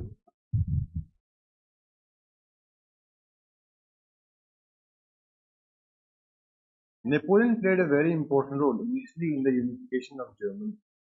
There used to be 300 plus states plus Austria, Hungary, and Prussia were these two were the major states. So what Napoleon did, he combined these 300 states into 39 states and formed the Confederation of Rhine. The first major role in the unification of Germany starts from Napoleon because he simplified the map of Germany. If there would have been 300 states, it would have been difficult to unify them later on. But from 300, he reduced them to 39. But the aim of Napoleon was not to unify them. The aim of Napoleon was very clear that I'm going to use these smaller states against Austria as well as Prussia. They were like a bargaining chip. But this is something which was not to happen later on. Okay? Because once Napoleon was defeated in 1815, these changes which were done by Napoleon, they continued. However, from 1815 to 1848, no major advancement could happen with respect to unification of Germany. The person who will finally lead this, his name is Bismarck.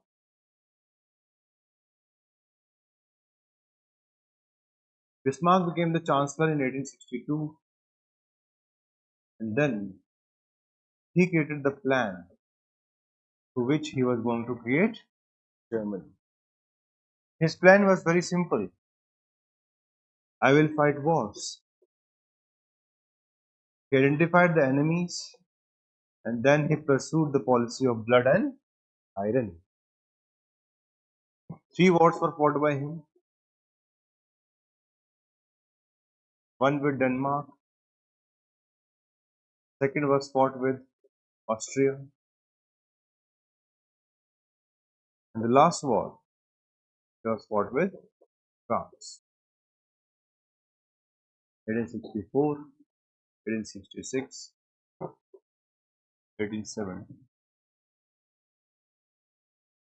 His idea was very clear. Okay? He realized who is stopping the unification of Germany. First, he realized there were two small territories towards the north, and they were under the control of Denmark. They are known as Schleswig and Holstein. ठीक है? वैसे German words की spelling लिखना मुश्किल रहता है. Schleswig and Holstein, रट्टा मारना पड़ेगा इसका.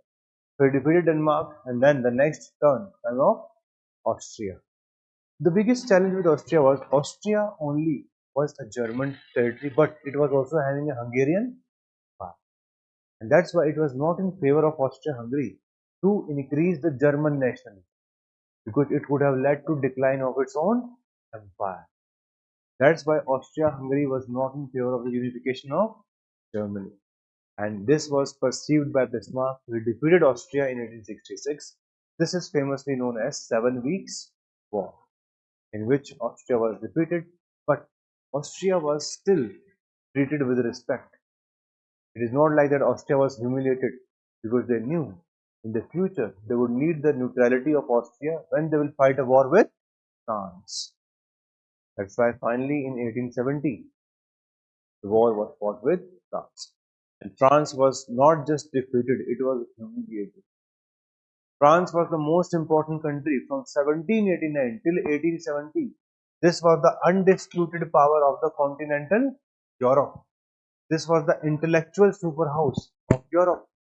And Bismarck wanted the unification should be of such level that everybody should remember us and we should be able to dominate. And he realized this kind of unity is only possible if we defeat France. That's why he created an aim, and this aim was fulfilled. The famous Battle of Sedan was there in 1817, in which Napoleon III was defeated along with surrendering of large number of soldiers. And effectively by 1870-71,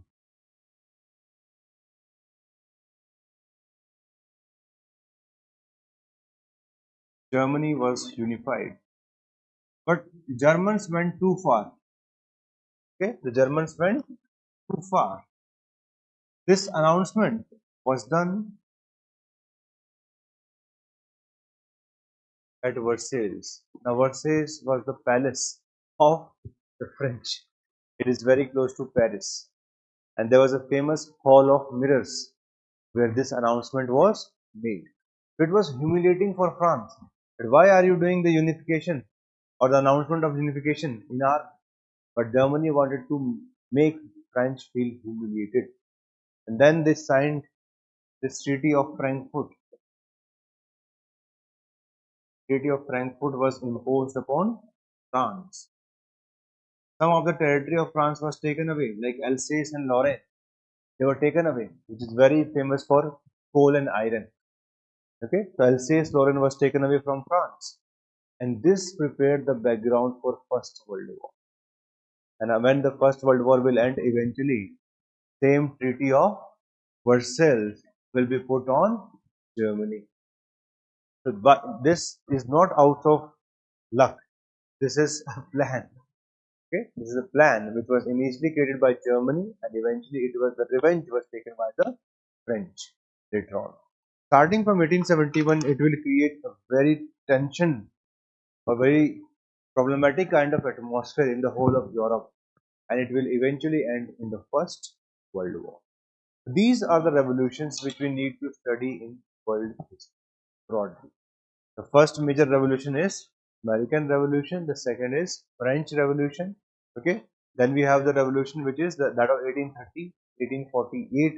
Then these two are also considered as revolutions: unification of Italy and unification of Germany. Other than this, also there are two revolutions, but they are known as counter revolutions. Counter revolution means revolution which were based upon the other ideas, like the revolution of the Russians, or the revolution of the Chinese. They were based upon the ideas of Marxism. So that is a little bit different. But anyway, we'll discuss about that also. Okay. For today, this is enough. Alright. We see Germany. Because yaad rakhna, these were the two small duchies. Okay. Schleswig and Holstein. These were the ones which were taken away from Denmark. Okay. They were taken away from Denmark. And then finally he fought with the Austrians. Okay.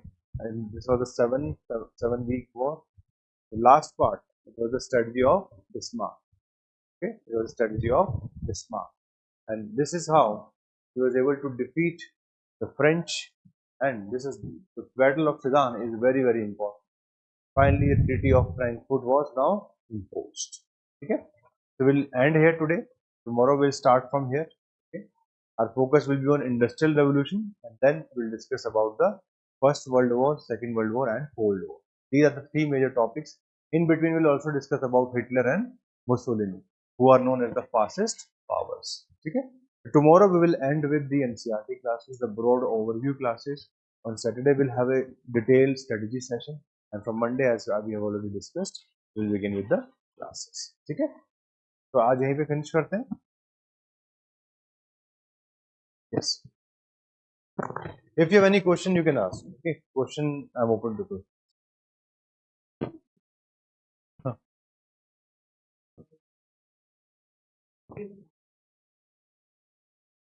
बहुत सारे लोग थे, but it's not about landlord. It's about the states. More than 300 states were there. They were amalgamated up with one another, and that's how it was eventually shifted into 39. Previously, what used to happen, these small states, they used to sit under Austria.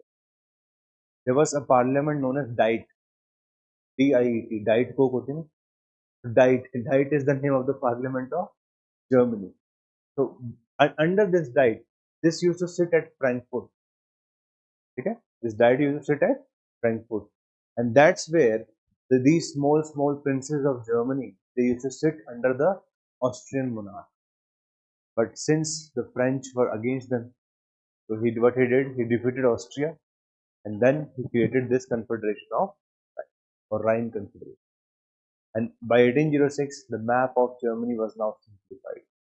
Otherwise, if suppose Bismarck had to fight with each and every small state, it would have been very problematic. But since Napoleon already simplified this, so it became easy. And one more factor which is often linked to the unification of Germany is coal and iron. There was a custom union known as Zollverein, which was established by 1890, and all the German states became a part of it, except Austria.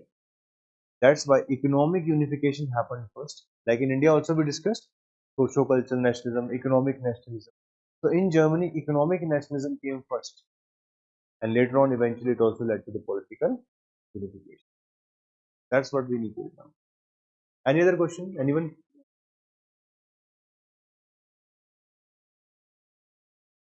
Paris Parliament, which you're talking about, it was a law registering body.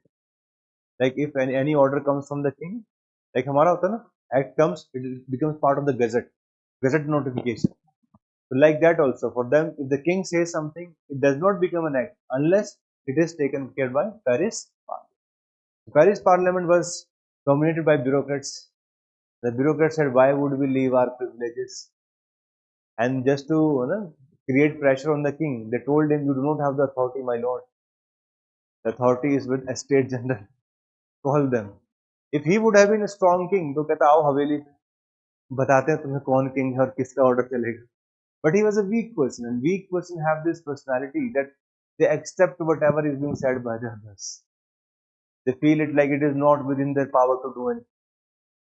So King Louis XVI was that kind of a person. Mary Antoinette did not take much interest in the affairs of the state. She was smart, but she did not take any kind of interest. So all the time, King Louis XVI. In fact, there's a specific event.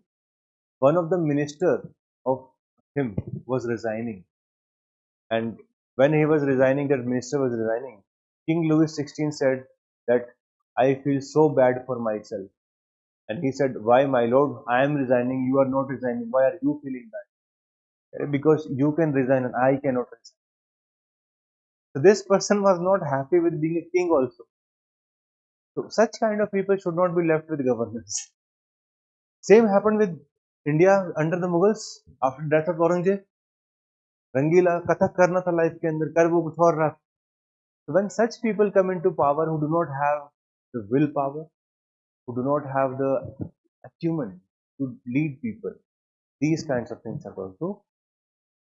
In fact, when we discuss about the political, social, economic circumstances, they were same across the Europe. Two things were different in France. One, it was bankrupt, and second, it was having a weak king. This weak king was not able to resolve the economic problem. When it was not able to resolve the economic problem, from economic problem, eventually it became a social problem. So it was not because of equality, liberty, and fraternity that French Revolution was fought. That was not the initial agenda. The initial agenda was to take care of the nation and its economy. But during the process, that was left, but was only taken care of the other things. That's why French Revolution is the biggest social revolution ever happened in the human history. There's not even a single revolution which can come close to it, because its ideas have influenced everyone. In fact, there's a debate. American Revolution is not considered as a revolution. It is just a war of independence, because it did not lead to anything new. All the things which were there before the war, the same thing continued after the war. Created no social impact. Like there was no abolition of slavery, no rights were given to women in America, nothing of that sort. But when it comes to France, equality was proclaimed for everyone. That was something.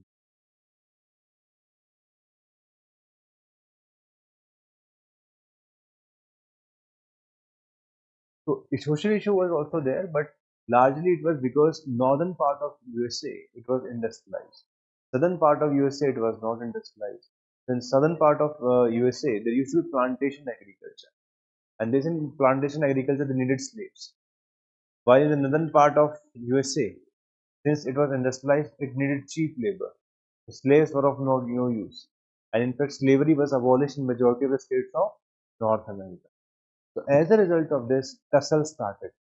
In fact, whenever there used to be induction of any new state, like initially there were only 13 states, and now today we have how many? 50? 50 are there. So whenever there used to be induction of any state, there used to be a clash. This state should be free or this state should be slave.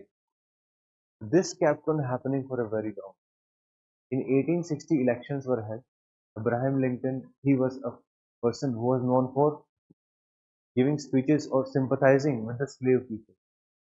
That's why he was known as the abolitionist, somebody who will abolish the slavery. Once he won the elections in 1860, he was from Republic Party. The Republic Party was dominant in North, and before he could even assume the office in 1861, 7 states created a confederacy. And they left. They left the union. There was no provision in U.S. Constitution. Somebody can leave the union or somebody can stay in the union. There was no clarity. In the beginning, he told them that please come, I will not abolish slavery. Because as a president, his first duty was to take care of the union. But when they did not accept any such thing, eventually he had to fight. So that's led to the beginning of the Civil War. And the Civil War continued for largely 5 years. And by 1865, the Southern Confederacy was defeated. Just after the Civil War ended, it also led to the death of Abraham Lincoln. He was assassinated, and rest is history. After the Civil War, America eventually became a superpower. Because after that, they realized that they had to put their house in the order. They started focusing on southern part of America. From there onward, in the next 40, 50 years, they became very strong. In fact, by the end of the First World War, they were having one of the largest economic wealth. And when the Second World War ended, nobody was even close to USA. That was the reason for the Cold War. So in our world history syllabus, we'll have few topics from America. First is American Revolution. Second is what you asked, American Civil War. The third one directly will be Cold War. In between, we do not read the American history. Largely, our syllabus confines to the history of Europe. We start from scientific revolution, then we see enlightenment, then French Revolution, 1815 Congress of Vienna.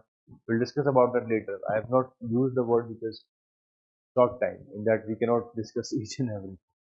Then 1830 Revolution, 1848, then the unification of Italy and Germany, and then the next phase from 1870 till 1940, the issues in the Balkan Peninsula. Okay, in the Balkans there were so many states like Serbia were having problems with each other. The downfall of the Ottoman Empire, and finally we see the First World War. First World War, then we see the rise of Hitler and Mussolini, the beginning of the Second World War. Second World War ended the supremacy of Europe. Europe was a superpower as a whole till the Second World War. But after the Second World War, it was completely devastated. After the Second World War, there was only one thing that was left: USA and USSR. And the capitalism versus communism rivalry is going to lead to the Cold War. So from 1945 till 1991, when there was dissolution of USSR, we will see this Cold War. And after that is when there is a small topic known as American Ascendance, or how America became a superpower or a lone superpower. That will be in post 1991 era, where they've entered any country where they wanted whatever they wish to do. They do not listen to anyone. Unilaterally, they will say कल से 50% tax. This is the characteristics of a lone superpower. अकेला शेर. They can do whatever they wish to do. But things are changing now. Like one thing we have learned in the last 2 months, China is not weak. अरे उनका tweet का कोई value नहीं.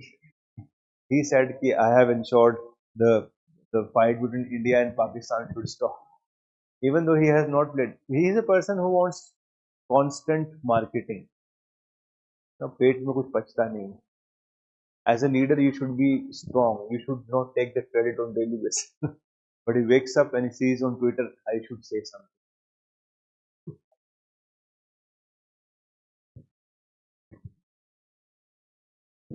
The thing is like, look, international relations cannot be run like a business. Like we have this famous doctrine, Gujarat doctrine. When small countries come into the picture, you cannot ask for same level of bargain. Like bargain with India and China is fine. In Maldives for the same is difficult. International relations do not work like that. And this is the last time. Like probably after this, I don't think they will be able to arm twist in the future. They'll not be able to arm twist in the future. This is the last time when they are able to do it. Once Indian economy also reaches a certain level and the rest of the world also moves forward, I don't think USA will be able to do it. The kind of policies they are pursuing from 2nd of April, this will happen. 1st of June, this will happen. They are like event management. Trump नहीं आएगा ना. Trump का तो वैसे भी अब कहानी खत्म है. Their maximum limit is two terms. He will naturally not come after that. But he is not a person who is liked that much. Okay, but the problem is that he is able to divide the country very well, through which he is able to get votes. And the white nationalism or the white backing is very strong. Look, this is what even the Greek people used to say. In democracy, majority of the people they are not smart. So if you know how to twist them, you can win at any point of time. So it's not always about what is right, what is wrong. How many people think it is right, it is wrong. That matters the most. Like in India also, at times we see that this party should not win, that party should not win, but the opposite happens. The opposite actually happens. So that's always going to happen across the world. Because democracy is always like propaganda. And in the age of social media, it's pure propaganda. What is coming on WhatsApp, what is coming on YouTube, what is coming here, what is coming there. Everything influences people. Okay, all of us.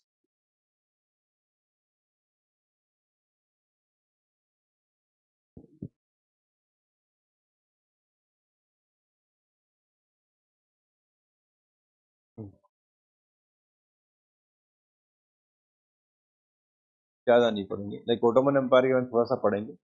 Beginning of the Ottoman Empire. They created one of the largest empire. And then we'll discuss about the eastern part of Europe. Because the eastern part of Europe was under the control of Ottomans. We'll discuss about the approach of the other powers. Like Ottoman Empire was known as sick man of Europe. Sick man means somebody who is on the verge of death. So all those concepts we will discuss and how eventually it will end after First World War. Which we have already discussed a little bit in our modern history also. The beginning of the Khilafat movement is because they wanted to ensure territorial integrity of Ottoman Empire. So we'll discuss a little bit about it, but it's not a major part of it. बस हमें वो दो चार connections बनाने होते हैं. World history is largely about European history. European history, their own history, plus the colonialism, decolonization, impact of their rule on the other country. That's what it is all about, largely. No, वो medieval का part है. तो अपने से कोई लेना देना. That's a part of the medieval era, and that does not come in. यहाँ हमारा focus, in fact, if you see your syllabus, it starts from enlightenment. Starts from enlightenment and it ends at the Cold War. That is our syllabus. तो ये ऐसे हमने पढ़ना है, but उसको पढ़ते वक्त हमें बहुत छोटी छोटी चीज़ों के अंदर जाना है. So to go into detail, and the detail is going to be very very useful. And once you are able to get world history's basics correct, the best thing is you can score very high marks in paper 2. In paper 2, you can get very high marks if you do 2 questions from world history. But for doing that, you have to understand, you have to learn the basics. You have to learn the kind of keywords which are required for every topic. So once we start with the classes from Monday onwards, you will get the fair idea how we will proceed. This is just for the sake of giving you basic information. At least when we will start our classes, you will not ask these kind of questions. What is Italy? What is Germany? What is this? What the purpose of these classes to give you the story. This is whatever we are doing. This is not something with this you can clear the exam. The preparation for clearing the exam will start. Then we'll see the previous year question, when we'll see the discussion. I would like all of you to ask questions also. Okay, purchase one book, Upinder Singh for now, okay, and one NCRT of RS Sharma. These two books you can purchase now, because with the classes I will give you that these pages are important. Just read that along with the classes. If you do this much, follow our notes, write answers in the class, good to go. You will not face any major challenge in the examination. You will get very good marks. But you have to follow this much. If this much is not followed, then the problem with majority of the foundation students is this: they think they will do everything after the batch finish. होता है ना, GS में भी यही करते हो कि let us finish the batch for 1 year and then we will start our self study. That's the wrong approach. Do things together with the class. Like we have this chance of being with one another for next 4 to 5 months. That gives an opportunity to all of you to get everything cleared this time. And optional is more like going to work like a family. In GS we have too many students. In optional we have focused one or two faculty, the same students daily basis. So it's more like a family structure. So here it's going to be easy for you to connect with me. It's going to be easy for me to see your copies, etc. So you can take the advantage of that. In GS it's more like strict business. The teacher takes the class, then they go out, and that's the end of the story. But here it's going to be more personal. We can't leave it to just professional. I have to take care of your interest on daily basis. All those things are going to be there. So that's why I'm just giving this idea. Use the time very well. Okay? Learn to sit in the classes. That's what you're doing with these 4 or 5 classes. Learn to sit in the classes throughout the duration. That's also a requirement for, for ensuring the best output in the exam. ठीक है, तो कल last part करते हैं world history का. Strategy session will have on Monday, and starting from study session on Saturday. On Monday we will start with the process. So thank you so much. We are here.